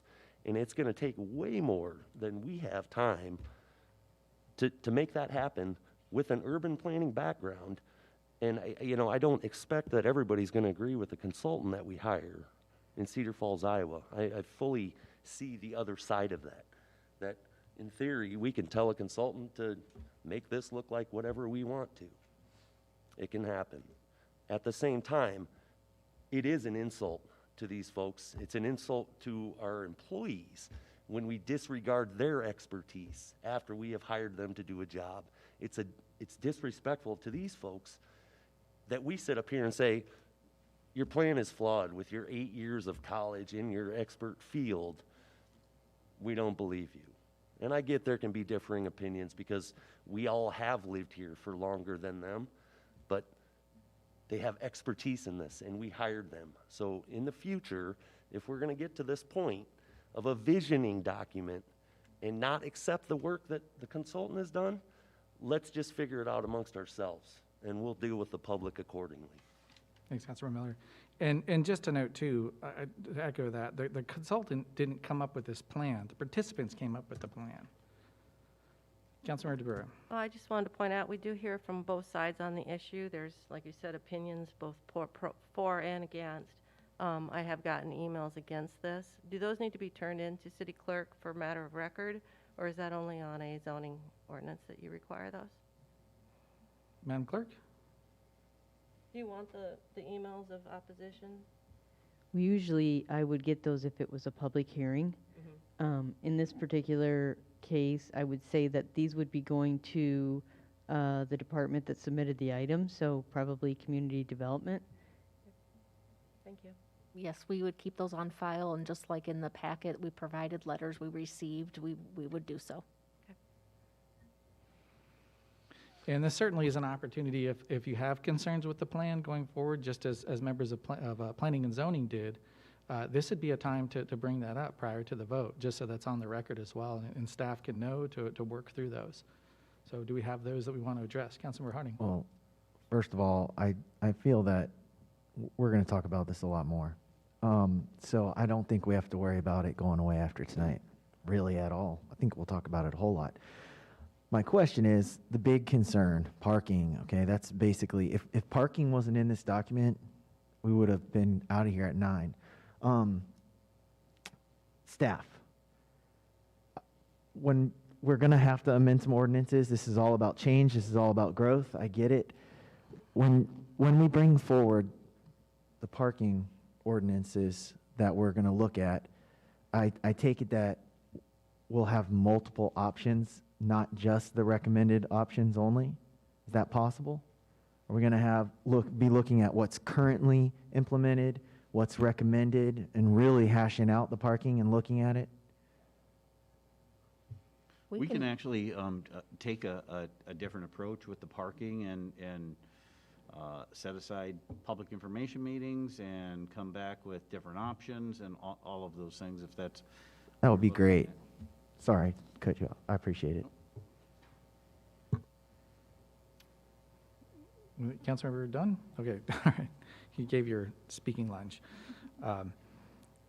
So with that, it's been motioned and seconded, and I'll state. What's that? Roll call vote? Yes, this would be a roll call vote, but I would say, just as a closing, having the final comment, the future vitality of Cedar Falls depends on the vitality of UNI, and the vitality of UNI depends on the vitality of College Hill. So I urge a unanimous vote in support of this plan to show the council's support of a vibrant College Hill. This requires a roll call vote.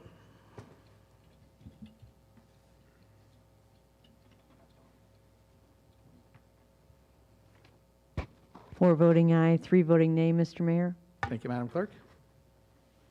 That does pass then, and brings us to item 38, which is allowing bills and claims. Is there a motion to approve? So moved. Second. A motion and seconded. Any council discussion on this? Any from the public? Everybody wants to go home? Seeing none, then this requires a roll call vote.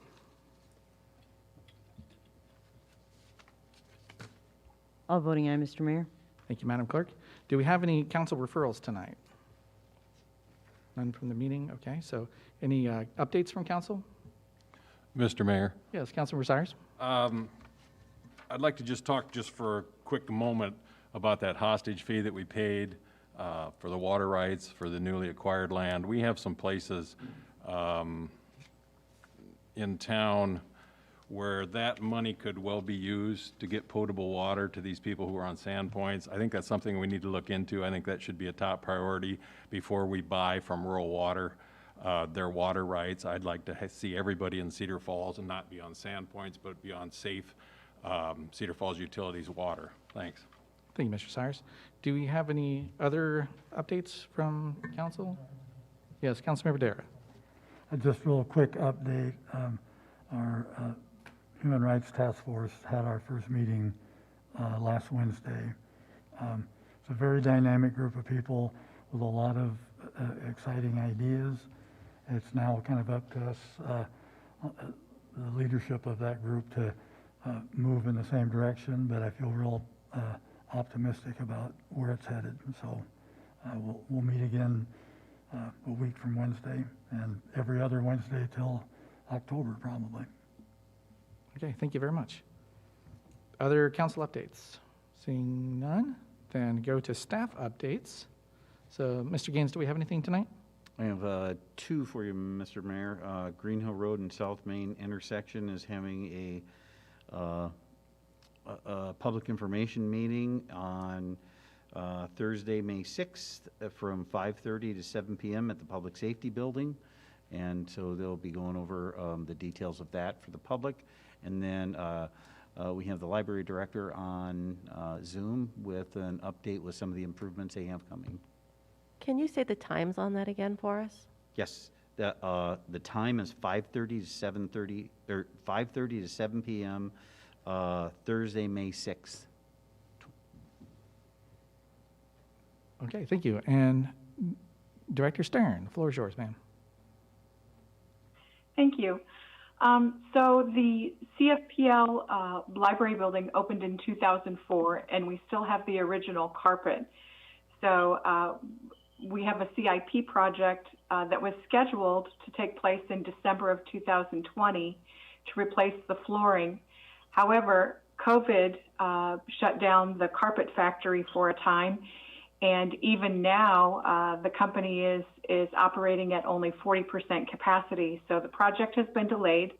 Our carpet will finally be ready on May 10th. So starting May 17th, the installation will begin, and the library will be doing curbside only to speed up the installation process and to make the building, to keep it safe, to keep patrons safe. So we've been advertising heavily, asking patrons to check out a month's worth of materials at a time, because this process will take about a month. It only takes about a week to lay the carpet, but for every day of laying carpet, it takes 2 to 3 days to move the furniture. So that's why the process takes so long. Plus, it's a 47,000 square foot building. We also know that it's important for people to have computer access during this time. So we're setting up a portable, a temporary computer lab in the community center that will operate during library hours. And so we're with curbside and still virtual services and the temporary lab, we're trying to make it as painless as possible for patrons and to get the project done as quickly as possible. So just wanted to let you know that that's finally happening. COVID put a wrench in it and delayed it for a while, but May 17th, the process begins. Any questions? Well, thank you, Director Stearns. And anything from council or questions on that? Seeing none. And when's that last date that they can get items before it goes to curbside? So Saturday, May 15th will be the last time they can check out in person.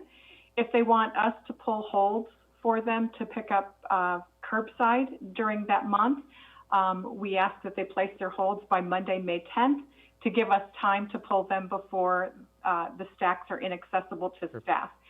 We won't have access to the stacks ourselves, so that's why we want to make sure we get materials that people want out of the stacks before they're moved. Okay. Thank you for clarifying that. All right. Let's see, any other updates from staff for nothing? Okay. All right. So I will entertain a motion to adjourn. So moved. The motion and seconded. All in favor say aye. Aye. Opposed? We are adjourned. Record meeting, 10:25.